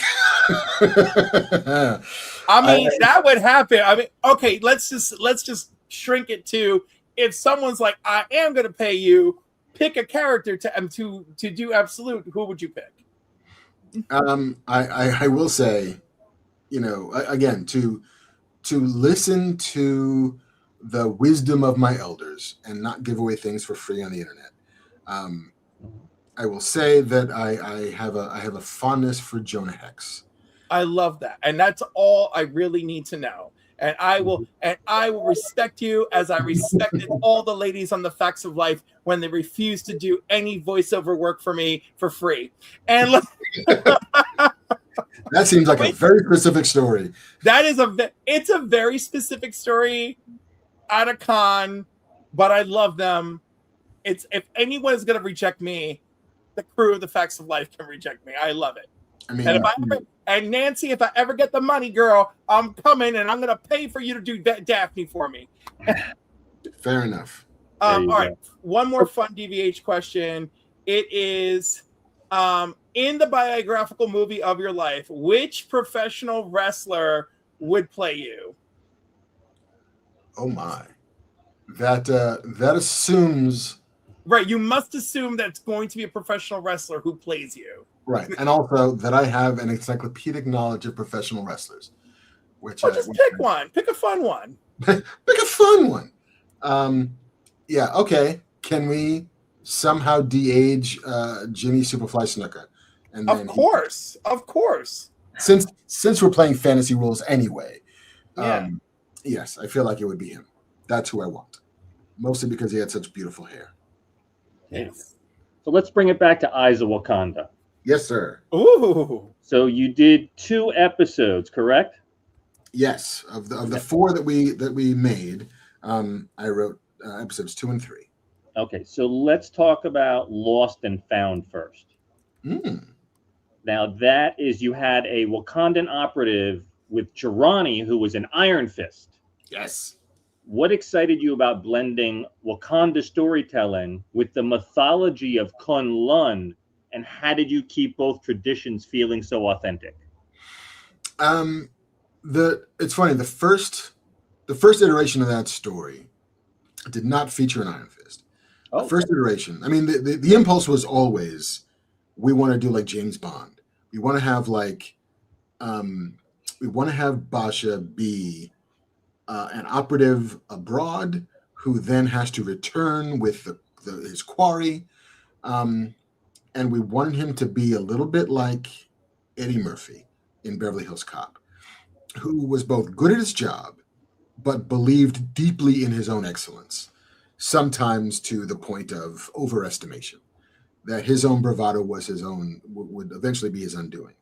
that, and then we did stumble on the idea that, much like with Wakanda, if only he said what he was up to, he could have gotten away with all of this without actually hurting anybody, without getting in a fight, without inviting an outsider inside the Golden City, if he had just been honest with the world / Jirani about what it was. The initial version of that was Wenwu.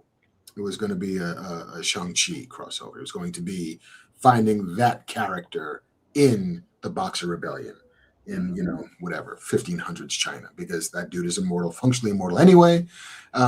So cool, let's do that. And, the powers that be, for reasons that, again, above my pay grade, were like, well, we don't want to do, I guess they were prepping Shang-Chi 2, and there was going to be lots of flashbacks or whatever it was, but that character became a little bit out of favor. And then Marvel was like, but what if it's an Iron Fist? And we said, what if it is an Iron Fist? Can we do an Iron Fist? Can we reclaim the mantle of the Iron Fist? Can we give the world a good Iron Fist for once? That'd be great. And so then it did dovetail quite nicely with the James Bond idea, with the, like, what if we pretend that Jirani is a Bond girl, and so Basha gets what he wants, sleeps with her and leaves, but did not realize that the Bond girl is more than his equal, but is actually his superior, who follows him home and rains hell on everything. And so we wanted it to be fun. We wanted it to bounce. We wanted it to have, a joie de vivre, if you will. An expression I love, by the way. I mean, it never gets old. But more importantly, we wanted to use it to be able to say a thing about Wakanda. The thing we couldn't say about Wakanda, much like the Jedi, they have a cardinal sin. They have an original sin. Wakanda's original sin is that they did nothing during the slave trade, in which they could have stopped it. 100% could have stopped it. There's no two questions about it. They just chose not to. Marvel didn't really want us to interrogate that too closely, but the idea that if Basha had only told Jirani what he was up to, she would have helped him do it in a heartbeat, and he would have gotten his vibranium trinket. She would have kept the ceremonial headstand, and everybody would have been, and they could have had another night together if they wanted to. But just the springing off the idea that Wakanda is so secretive that it shoots itself in the foot by being so secretive was the thing. And that for as much as they think they are the superior civilization, they do have some stuff to learn. And it was just fun. And it was so fun to the one thing we also knew we couldn't do was we could not have an Iron Fist Black Panther fight. Because that is a question nobody wants to answer.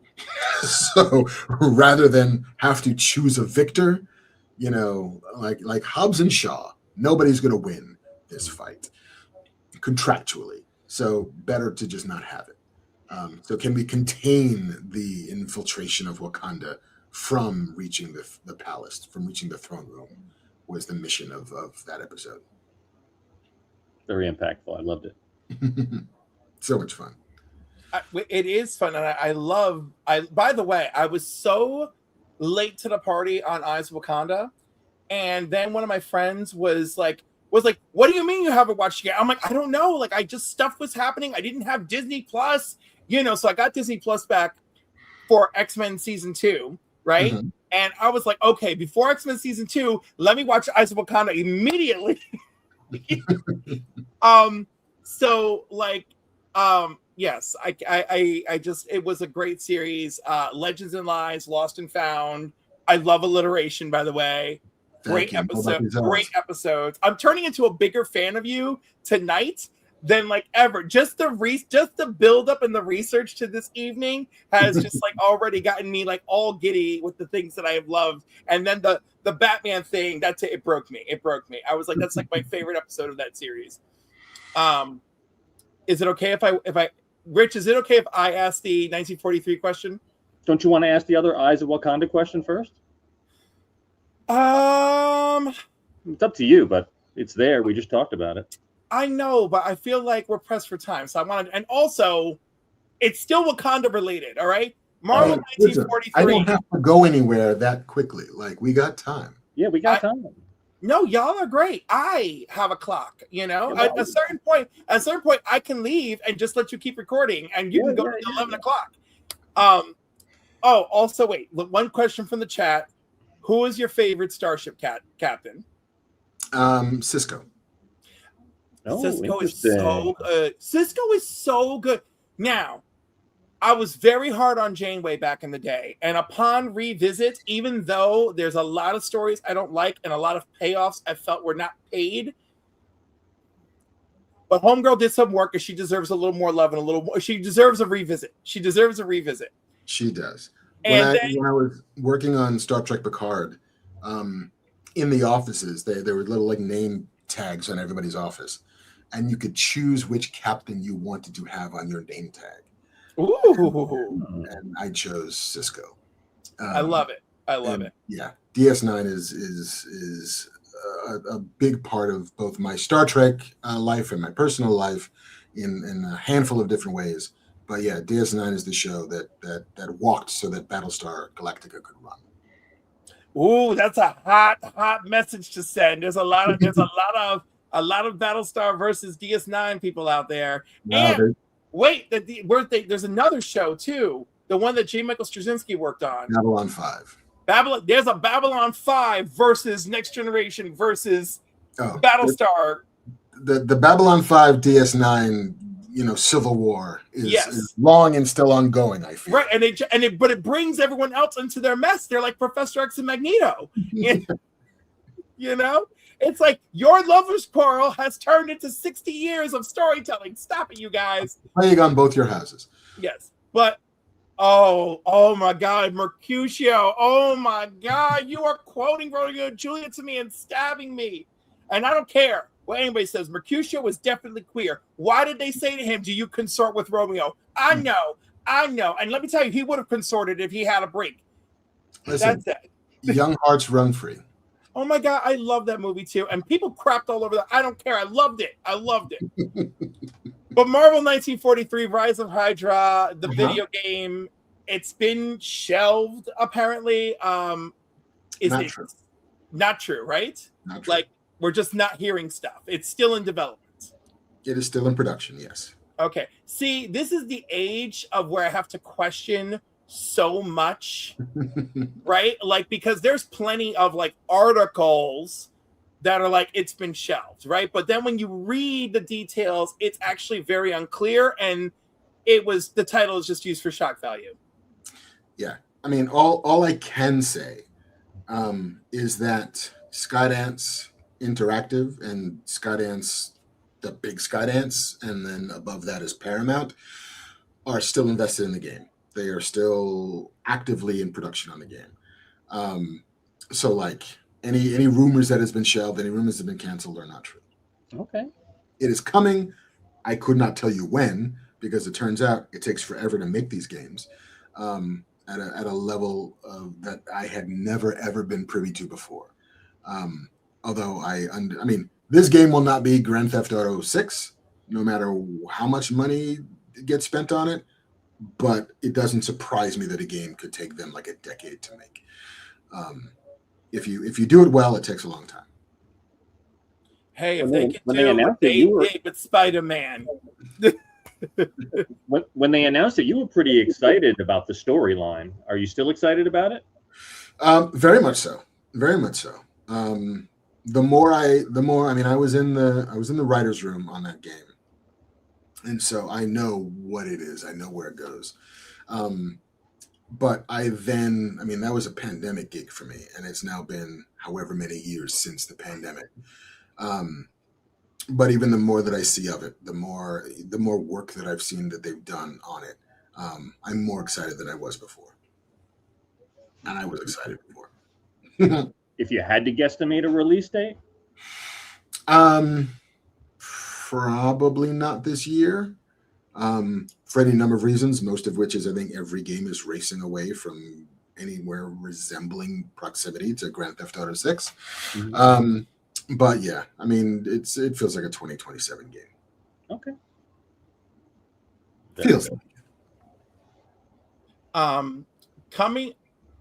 video game talk. All right. So you got God of War. You're adapting a world that already has enormous mythology. Mhm. You've got an incredibly passionate fan base, to say the least. Uh-huh. From your vantage point,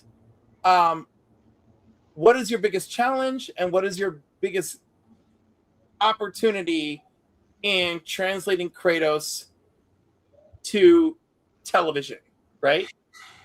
I mean, the challenges are twofold. One of them is definitely the idea that whatever Kratos we put on the screen will be compared to the Kratos that was in the game, which was, of course, going to happen. There's no way it wasn't going to happen. But that Kratos exists in a world unbound by physics and reality and age and ability. Um, he's an impossible character, um, which is fine. Like, and I love the game, and I love that he is the way he is in that game. It is a challenge to try to conjure that in 3 dimensions using human people. Um, I think we're closer. We're getting closer to it than we had been, and I think that. And the other challenge is that the world on the game is huge. You know, it's massive, and It's like a whole planet. I think that first game is like 40 hours long, 40, 45, maybe 50 hours long of story, of content. We have 8 hours of a season. So it's how do you distill what was indelible from those 40 hours into 8 hours without making anybody feel like they were short shrifted by it. And that is just the exercise of adaptation is very often one of dilution of how do you boil the essence of a thing down. I think the great opportunity is that, and I don't think I'm speaking out of school because the casting notices will have already betrayed this, is that we have Odin in season 1. We have the rest of the Asgardian family in season 1. We don't just wait until the quote unquote Ragnarok story comes along to meet Asgard. And so being able to tell that story in tandem with telling the Kratos story, it becomes a story of 2 families, which is very, very exciting. And I think it's something that a game audience isn't expecting per se. And a lot of this story that had been intimated in the background is now in the foreground, and I think that's a great opportunity for us. But yeah, it's always challenging, trying to convince an audience to give a different thing a different shot. But I think it'll be worth it at the end of the day. I mean, it sounds great. We've seen other interpretations of things become series. I thought freaking The Witcher, like I barely paid attention to the game, but man, that first season I was captivated. Yeah, I mean, we're in a brave new world of storytellers and studios and networks embracing that these games are more than just button smashers, that these games do have very complex narratives, and that the opportunities there are as strong and luscious as with adapting any book or play or comic book or anything to the screen. So I'm excited. Okay. I'm excited too. And DVH is hyped. He's gonna dust off his old games. Now, there's a lot of speculation around this show right now. I've heard rumors that they've had a few episodes, and then Ryan Hurst got hurt, and they're talking about replacing him. Is there anything that you can shed a light on, Mark, as far as that goes?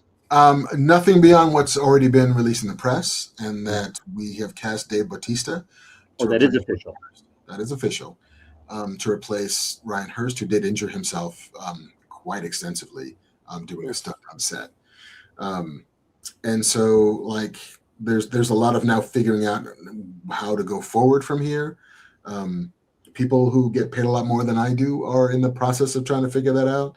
But I think that the great news is that everybody believes in the show enough that they want to keep making the show. because there's absolutely world in this heady environment of people canceling things and not releasing them for tax write-downs and whatsoever. The fact that everybody involved wants to keep making the show is a great vote of confidence in the quality of what they've seen and what we've written and the plan. And so now with Dave on board, we can go forward and keep executing that plan. Fingers crossed. Very nice. Now, keeping in the television genre, you continued in the Star Trek universe with Star Trek Picard, but you stepped away from writing individual episodes and you moved into a supervising producer role. What does that shift look like for you on a day-to-day? And therefore, how does shaping story from a season level differ from being in the trenches writing pages for a day-to-day? Well, it's a weird. Picard was a weird one in that it was the job that transitioned from an in-person job to a Zoom room because of the pandemic, and I mean, supervising producer sounds like a thing that it actually isn't. Okay. So many of the titles that people get in TV writers' rooms, only one of them is different than the others. The only one that's really different is showrunner. Everybody else is, in one fashion or another, a writer on the show. From staff writer all the way up to co-executive producer. Like, your job is to be a writer. Your primary job is to be a writer. The higher up you go, the more responsibilities you have, the more, the more you're asked to help supervise younger writers, the more you're asked to help advise on things like casting and locations and production and so forth and so on. But on that gig, like, I was a supervising producer because I had already done a year as a producer, already done a year as a co-producer, had already done a year. Like, it was the next rank to be achieved, in a very kind of military format. And the reason why I didn't get a script that season was because my contract had ended before we had moved on to the writing script phase. Like, I was contracted for like 30 weeks and we spent 30 weeks in the room breaking story. And then everything was complicated by the pandemic. Like, there was just time that we didn't know what the hell we were doing, time where we didn't meet, time where, are we even gonna get to shoot this show? Are we coming out the other side of this? Like, so much was still up in the air that by the time we got around to actually starting to write episodes, I had already mustered out of Starfleet. But, because I was still there for the breaking of the season, for the figuring out what the overall story was going to be, for helping to break what individual episodes were going to be, I retained my title, even though I didn't get a script. Yeah, it's a weird thing. It's a weird thing that really only makes sense kind of if you're inside of it. And even then, doesn't make sense half the time. Yeah, I imagine it's got to be tough where you're making money from it, but you're passionate about the stories. It's like a strange balance, it feels like. It almost always is. Like you have to feel passionate about it. You have to find a way to feel as if it could be the greatest thing that has ever been put on tape. And you have to believe that.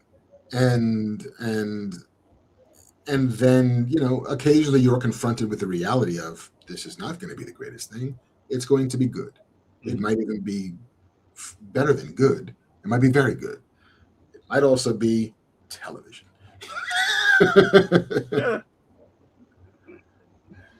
Beautiful. One can hope, right? We always hope. We live in hope.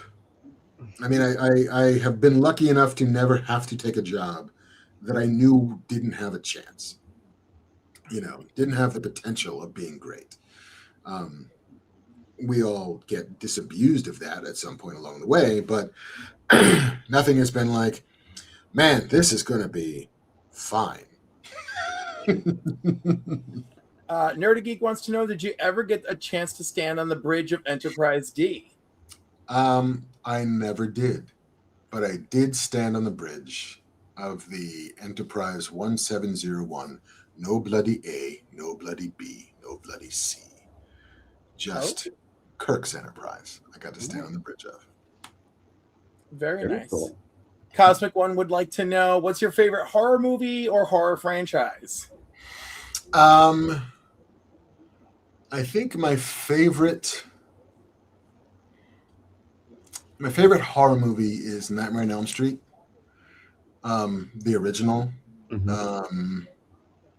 It did the thing that I love in horror movies, where it found something that I didn't know that I was scared of, and it made me scared of it. I think that with most franchises, it sort of loses its way a little bit here and there. And then like, hey, Dream Warriors is great, and then there's a bunch of stuff that's not so cool. And then like New Nightmare is fun, and then there's a bunch of stuff that ain't so great. I don't know if there's a franchise that I love soup to nuts. And I hesitate to call Alien a horror franchise, even though Aliens is maybe my favorite movie. It is capable of being the sci-fi and the action and the horror. I constantly equate Alien, the movie, to gothic horror, because at a certain point, it is just the environment that is terrifying. And Ripley is just trying to survive with an AI dude who is completely corrupt by the corporation that owns him. And I'm looking at you, ChatGPT. Don't judge me. And then the freaking alien itself, you know? Yeah. And she's my favorite final girl. Yeah. Oh my God. So she's my Alien, and Aliens, all of that lives in a special bubble. So she's kind of my, like, I guess, like, I don't know. She is and isn't horror, and it lives in my mind that way. So yeah, she's my favorite final girl. But I have a place in my heart for, what is it, Friday the 13th, part 5, where Hongo just throws the television set at Jason. There's just something about a girl who will use everything in the environment. She just wins because she has no superpowers. She's got nothing. She's just throwing television sets, bicycles, knives, whatever she can get her hands on. And I love her for that. And then Tommy Jarvis is my favorite final boy. Although, of course, they ruined it by making him do something stupid later, too. They always do. So, Cliff, did you want to bring it back to Eyes of Wakanda yet? Oh my God! I have another Eyes of Wakanda question. No, listen. We didn't talk about Legends and Lies at all. How it reframes the Trojan War through a Wakandan lens. When you were building that story, how did you decide which mythological elements to treat as a literal history and which to interpret through Wakandan culture? With that, I was building to. I have to take my leave. Oh, right. So you have to wrap. Text me when you wrap, and I will end the stream. But Mark, I want you to know that although I'm being very respectful to my friends and my commitment that I made to them, that I adore you, your work. That Batman episode, I'm going to rewatch it before I go to bed tonight because I'm so freaking excited. And I think the way that you storytell through characters and the lens of their life experience is beautiful and is a gift. And of course, you are living dreams that a lot of us would like to live by being part of Star Trek history. And I just want to say thank you very much for being so generous with your time this evening with us. Well, thank you again. I will not take it personally that you have a hotter date tonight. It's not a hotter date, but I believe in my commitments. And as Dolly said, if you're going to do something, do it for real. Fair enough. All right. Thank you, everybody. Bye, Cliff. And the audience, read your comics, and I love you. Have a good night from me. Okay, to your question about yes, sir. Yes, sir. We knew going in very early on that this was a story that we were going to tell. Our showrunner, Todd Harris, has always been obsessed with the Trojan War story, specifically with Achilles and the horse and all of it. There, like we were talking about with Absolute Batman, like there are elements to that story that feel crucial in that there needs to be a horse, there needs to be dudes inside of a horse, and Achilles' heel needs to play a part in it. whether or not it needs to be, a legendarily magical shield created by his mother dipping him in dragon's blood or whatever the hell it was. All we needed to know was that the heel was going to play a part, and we needed to sell the idea that this has been a siege. Odysseus needed to be in there somewhere. And then beyond that, it got to be like, okay, now what role does Wakanda play in this? What could we want to have happen in this? And it's like, well, yeah, there's the artifact that we're hunting for is behind the walls. And so our hero Memnon showed up like 10 years ago thinking it would be easy to get in there, found it impossible, and then found a Greek army who was trying to get in there. It's like, I'll join them. Maybe I need an entire army to breach these walls. And it still took him forever to do. And the peril of this story was like, what happens when you form a relationship with somebody in which you have been lying about just one thing for the entirety of it? And what happens when that secret comes out? What happens when you have to tell the truth? And what is Wakanda ask of you? And in this case, it is like it asks you everything. It asks you to give them everything. And he comes back successful. He comes back to Wakanda, spoilers, with the quarry that he set out for. But how high was the price that he had to pay for that? Yeah, the betrayal and Achilles. He was so hurt by the betrayal. Yeah, I mean, so hurt. And as we knew it in the room as we were pitching it and as we were writing it, like it's a love story. It's a love story between Memnon and Achilles. And the thing that they could just never talk about because the secrecy is paramount is, why are you here? What do you want? And I'm sure that in the part of this love story, it was, I'm just here for you, buddy. Like, I'm here, like you are my everything, and I want what you want. And I want to help win this war for you, Achilles. Not knowing that, well, actually, there's something else that I need. And I will leave you high and dry if it means I have to go get that thing. And it's a tragedy. Like, and it was, I think it always was a tragedy. And, Christopher Nolan also discovered his own way into telling that tragedy through a different lens, because his lens is, the evil that men do, even when they have the best intentions. Our lens was a romantic one. Was the like, what if the only bond you've ever formed with somebody is on the altar of a sacrifice you have to make? Can you live with that? Is duty enough? Mm-hmm. And, our answer was no. No, it isn't. And Wakanda asked too much. Wakanda got to be the bad guy a little bit in our stories, which was fun to do. Well, it's interesting and perhaps something that I can't 100% identify with, but is Wakandan cultural for you? I mean, because it's still like a fictitious story, but there are elements that seem to make people proud. I think that I remember hearing an interview with Ryan Coogler, who said that for him, the story, at least the Black Panther one for him, was about the hyphen between African and American. Mm-hmm. Is that, Black people in America they get none of the heritage of being African and none of the advantages of being American. And so they're in a little bit this nether place. And Wakanda, at least for me, represents the idyllic home that none of us get to go to. Because even if tomorrow I decided, you know what, I'm picking up stakes and I'm moving to Africa, I would A, have no idea what part of Africa to move to that would mean anything, and B, nobody there would be there to welcome me back.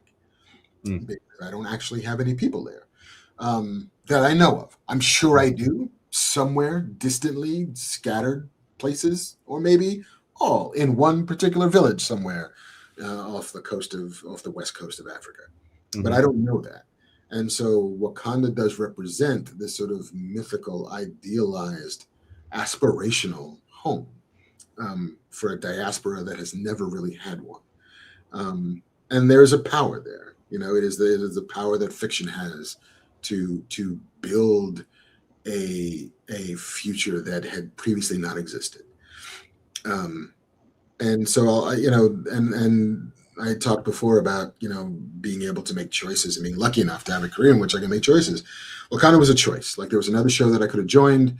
These two offers were on the table simultaneously. This show and then Eyes of Wakanda. And it's like, man, I think I got to go to Wakanda. Like, if Wakanda's calling, I have to answer.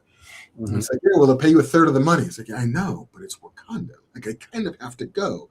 Okay, all right. So you were willing to take a discount write that story?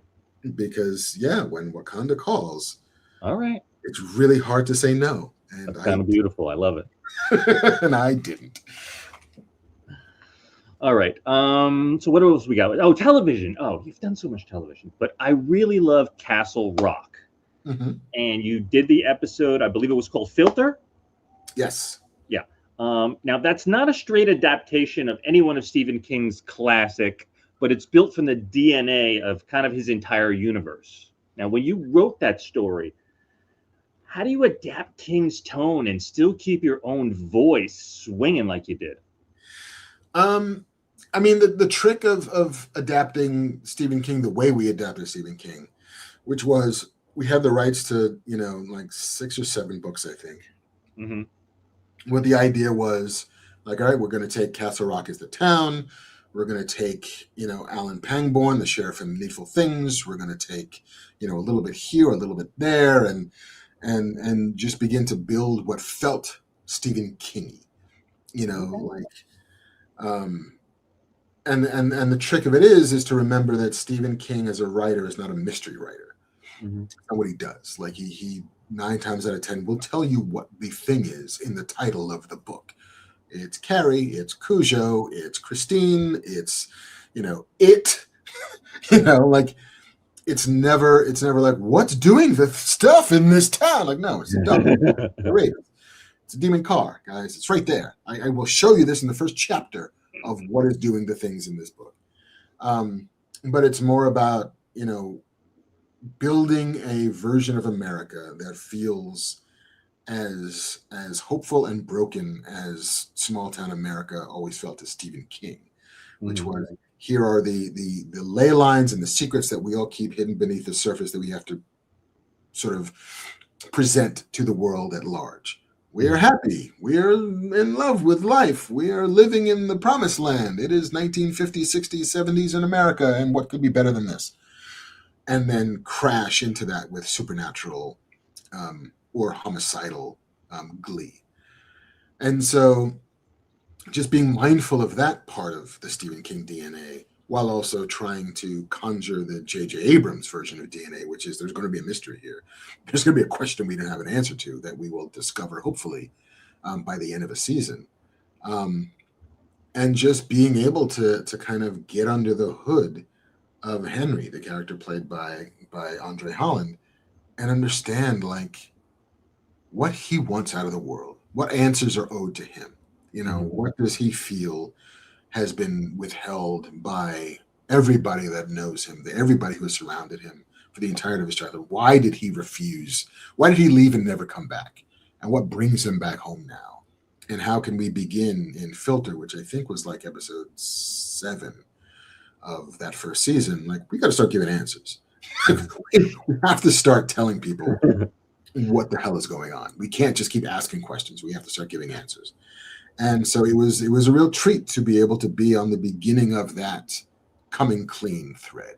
Mm-hmm. That, like, what the hell is going on in this town? Like, oh, well, let me tell you. I followed a sound into the woods, and there's a guy in the woods, and we'll start to tell you what happened. What is wrong with this town? What is wrong with this kid that we pulled out of the basement of Shawshank? And that's always fun to do. It's always fun to be at the, like, either beginning of a season where everything is possible, or at the end of a season where everything is beginning to crash down. Mm-hmm. Yeah, I've got to wonder in a series like that, what's the level of Easter eggs that you guys are messing around in the writer's room with?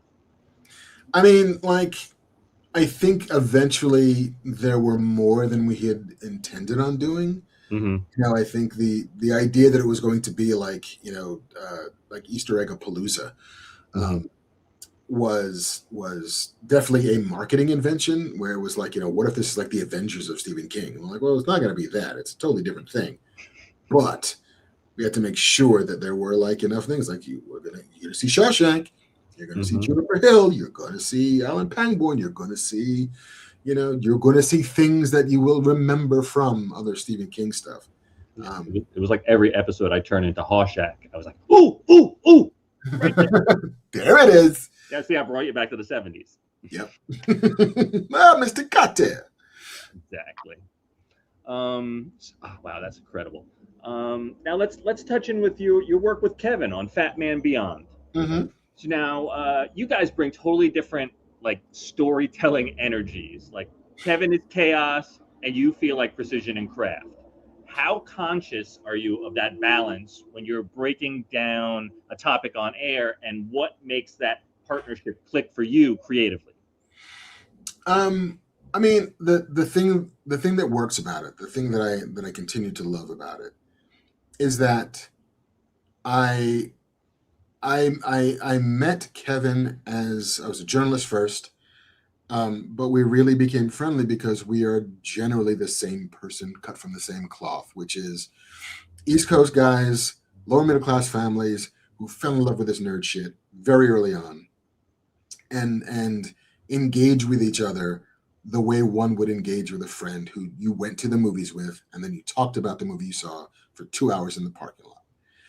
And that, I think, is still the vibe. And I think that as long as that's the vibe, he gets something out of it and I get something out of it. And whatever sort of dynamics and chemistries that have naturally sort of evolved, it was never a intentional conceptual plan. It was never like, all right, you're going to be Siskel and I'm going to be Ebert, and then we're going to make this thing go. It was just more like, oh, this is how I taught myself to think about story, and this is how he taught himself to think about story. This is. I mean, he operates from a more emotional place than I do. I think I operate from a more logical, logistical place, a more diagrammatic place, a more structural place. But I think that the sort of natural complements of those two ideas about how stories work makes for like a good tension. I think, and a happy tension, not even like it looks like it's going to pop off on Fat Man today. Like he's at his throat. It's more like, oh, all right. So they can disagree in ways that make the conversation worth listening to. Mm-hmm. They can have different perspectives on a thing informed by, for as much as we are similar, we have vastly different backgrounds. For one, I'm not from New Jersey. I did spend a fair amount of time there. I married a New Jersey girl, so I guess I'm a ceremonial Jersey person. But like the differences are what make the similarities interesting. Mm-hmm. And for as long as he gets a kick out of doing the show, I will happily do the show. Because it only exists because every time he asks me a question, I find a way to say yes, because it never occurs to me to say no. Nice. And it's never steered me wrong. Anytime he's ever like, hey man, you want to do a podcast? Sure. Hey man, you want to go on the road? Yeah, man, why not? Hey man, should we put up like cameras here? And yeah, okay. Didn't you guys do a cruise last year? We've done two cruises now. Yeah. It's like, hey man, they're doing a cruise askew. Do you want to come on board a ship and do some podcasts? Yeah, absolutely. Hey man, you want to write a He-Man episode? Sure. I have not encountered the thing that I have said no to. Okay. Ever, or just from Kevin? Just from Kevin. I've said no to a lot of stuff, but so far Kevin has not posited something that I found so distasteful to say like, nah, man, I don't want to do that. Okay. And across all the years of you working on Fat Man Beyond, you've had some incredible guests pull up to the bar or the stage. Mm-hmm. If you had to pick your 3 favorite guests that have stopped by the show that made conversations that stood out to you. Rick Baker, makeup wizard, legendary Hollywood artisan, Oscar winner, came to the bar one night, and we Mhm. just talked to him for like 2 hours about as much as he would talk about. He was great. Um, Chris Marcus and Stephen McFeely, the screenwriters of Captain America, all the Captain America movies, and Age of Ultron, and did they write Age of Ultron? No, that was Joss Whedon.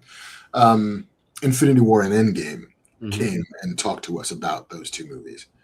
And they were wonderful. I mean, they were so open and so candid and so honest about their process. And, you know, they told us as much, I'm sure, as the Marvel snipers would let them tell us. Okay. And I think maybe Grant Morrison came on the podcast. Okay. What's exciting about Grant? Yeah, and like he has thought more and forgotten more about writing superheroes than either of us ever had. So just getting to kind of get under the hood and see how his brain works, and you know, once we managed to penetrate his very thick Scottish brogue, and understand him a little bit better, he was so kind and so funny and just so savvy about, you know, again, and he's thought so much about how superheroes work that for him to be able to just understand at this point now instinctively why a story functions the way it does and why we care as much as we do, is very educational, I think, for me. And then, you know, on a somewhat tangential version, I had Malcolm Barrett. Television's Malcolm Barrett was in The Boys and currently on Average Joe season 2. Timeless for a long time. He came on to talk about Watchmen, I think, and yeah, he's great. Maybe the funniest person that I know in real life. And so he stopped by a Black Man Beyond that we did at the bar, and he slayed it. Very nice. He slayed it. And for a personal favorite for me, do you have any Kevin Conroy stories? I never got to meet Kevin Conroy. Oh, I thought he'd been on the show once or twice. I think he was on once before I was the guest host. I mean, Kevin had a good like 30 or 40 episodes where the podcast was basically, let's talk about Batman and let's get a bunch of people who talk about Batman and who've made Batman on it. So he had Mark Hamill on, he had Paul Dini, he had Kevin Conroy, you know, I think he had Jim Lee on once. And then, as you know, if you ask the internet, then I ruined the podcast by coming aboard, and it stopped being Kevin interviews somebody who made a Batman and started becoming more of a general pop culture podcast that always had room for a Batman in it. But yeah, I wish I got to meet him. He seemed like, you know, every story that I've ever heard about Kevin Conroy has always been a good one and a lovely one. And he seems to have been just an ace of a human being. Yeah, I was fortunate to meet him at, I don't know if you've ever been out to Terrificon out here in the East Coast. Yeah. That's the one at Mohegan Sun? Yeah, the one at the Mohegan Sun, yeah. Yeah, I've never been there. Okay, well, I got to get Mitch to send you an invite. But yeah, I got lucky enough to meet him twice there. The first time I used to cosplay as the Joker, and I was sort of famous in the Northeast because I have a very loud, boisterous laugh. And I don't want to hurt your ears, so I'm not going to do it now. And apparently someone warned Kevin about it. So when I introduced myself, I kind of gave him a heads up. It's like, hey, tomorrow I'm going to be in the makeup and I might be a little loud, so I don't want to like scare you or anything. And he goes, they warned me about you. And he was just such a gentleman. And then he was there months before he passed. I think that might have been his last con. And he had clearly lost a lot of weight. And I was very concerned, but nobody knew at the time, at least not publicly. But a shame to all of us nerds when he passed away. Indeed. We are losing too many. Yes. But I think that is just a side effect of being long-lived. Yeah, I turned 55 this summer, and it's like, how did that happen? Yeah, hot damn. Now, you did a tease a couple of nights ago. You mentioned on Instagram that you have a project hitting the shelves in December from Marvel. what can you share about the book, or at least what can you tease about the kind of story readers can expect from your return to the Marvel Universe? Wait, do I have a Star Wars book coming out?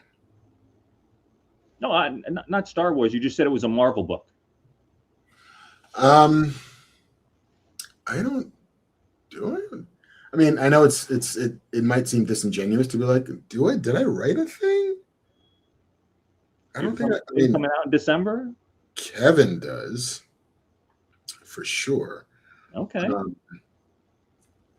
don't. Maybe you were just sharing his thing that I saw. Yeah, maybe I just lied. I just lie sometimes. Anything's possible. Listen, I was shocked that I made the mistake earlier. I like to check and double check my facts all the time, and the fact that all that still failed me somehow. These things happen.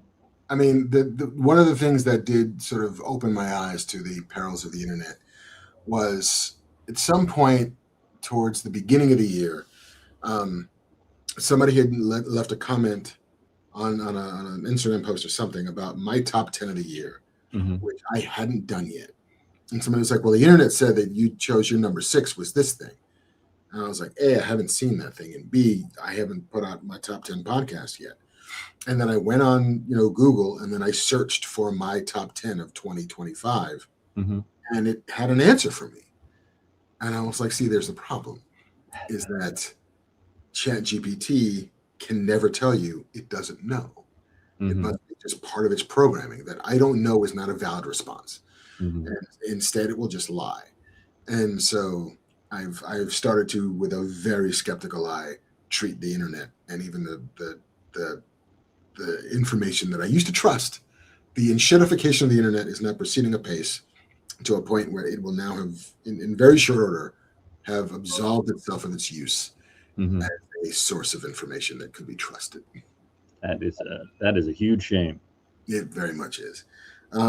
Yeah, but I don't think I have anything from Marvel coming out in December. I don't think I have any more comic book work coming out this year. Okay. There's a thing I'm working on now that hopefully will be out next year from Comixology that they haven't let me announce, so I can't say anymore. Maybe New York Comic Con, I can talk about that. Okay.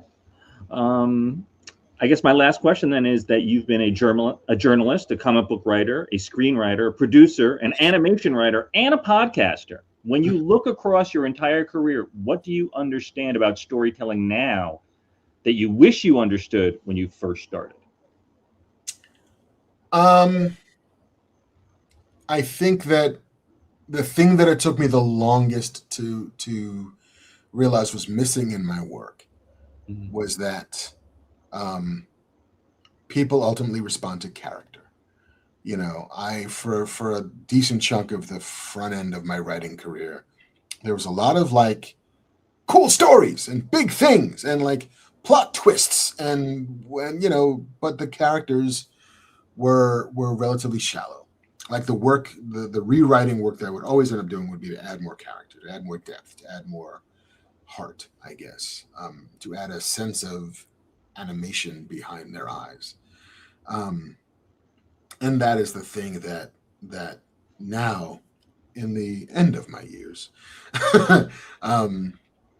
I've come to embrace much earlier in the process. And I mean, especially in television, but in everything that you write, really, is that people fall in love with characters. They don't fall in love with worlds. They don't fall in love with stories. They fall in love with characters, and that's how we engage with really the characters who bring us into the worlds, who tell us the stories that mean something to us. And so, and in TV especially, it's a character business. It's a like who do I remember? It is. I mean, there are moments for sure that will always, live in our hearts, but they're almost always attached to a character experiencing that moment. Okay.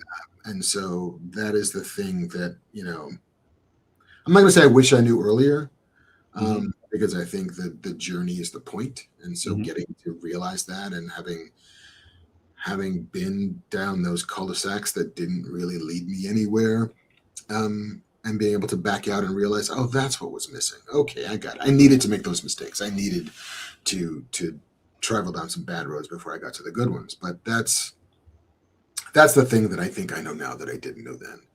Okay. Why we love this stuff is not just because it's cool, but it's because there's somebody in there that we understand. And whether we love them or hate them, we understand them. Mhm. And are you loving Lanterns half as much as I am? I'm surprised by how much I'm loving Lanterns because I'm not a Green Lanterns person. Mhm. I'm not. I've never been a cosmic guy. Okay. My story love always ends up. It's why I was a Marvel kid and not a DC kid growing up. Was that like Marvel stories were about New York? Mhm. They were about kind of real people who did real things. Sure, they could go to space and that stuff would happen all the time, but it was more of a you could look out your window and see Spider-Man, and you didn't have to go to another planet to see the adventures spool out. But um, I think that again, the characters, and more to the point, like casting Kyle Chandler as Hal Jordan He's is really, honestly really good. he's really good because that character is an asshole, Mm-hmm. and everything he does and says is the words and deeds of an asshole. But because we love Kyle Chandler so much, we understand. He brings us inside a little bit to like, well, maybe he's not really an asshole. Maybe there's more going on because I want him to not be an asshole. Mm-hmm. Casting is so important, and Kyle Chandler's casting as Hal Jordan is spot on. And I love Aaron Pierre. I think he's great. Yeah, he surprised me. I didn't know much about Aaron before, but man, he's doing a great job. Yeah, he's doing a great job, and it's the storytelling is very smart. It's giving us little, it's needle dropping in like Mhm. the stuff that we fans know we want, but it's also telling us a mystery that is unfolding over time. Um, I'm very curious to know how these two timelines are going to play with each other, how 2016 and 2026 are going to impact, because Hal Jordan is dead, and so how did Hal Jordan die, and what happened to the ring if John Stewart doesn't have him, then who has it? Right. Now, I was fortunate enough to I talked to Tom King back in March, and he could only speculate or talk very little at that time because only the first trailer had dropped, and he had brought up that a lot of the writing was based on the Justice League Dwayne McDuffie stories. And so when he opened that gate, I was like, well, did you guys ever think about bringing in Phil LaMarr as like a cameo or as like another character? And right away, I saw media training all over Tom's face. And he was like, well, I don't really know what's out yet, so I'm just going to say no comment for now. But the sly smile on his face, I feel super confident in telling you that we're going to see Phil LaMarr this season. One of my favorite ever Comic-Con memories was being at a party the Saturday of Comic-Con and seeing Aldous Hodge, who at the time had, I think, already played Hawkman, but had just appeared. I guess it was part of the Comic-Con stuff that they were promoting the Green Lantern, like his version of John Stewart. Like he had made a Green Lantern animated movie where Aldous was playing John Stewart. Watching him meet Phil LaMarr was the most beautiful, tender thing I've ever seen. Because for Aldous, Phil is his Green Lantern. And like I remember him just this like my sister, you need to meet Phil. Like this is the guy. Like he's the one who made me love this character.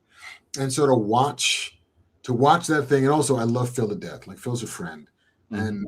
But to watch Phil get his flowers from Aldous for playing a role 15 years ago, that still means the world to every kid who was that age.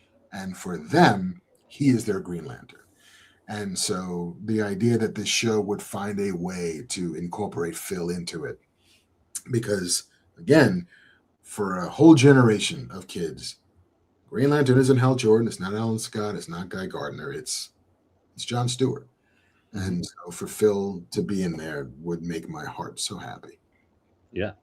And I'm actually friendly. I wouldn't say I'm friends with him, but I'm friendly with him online. He's actually surprisingly became a fan of my content.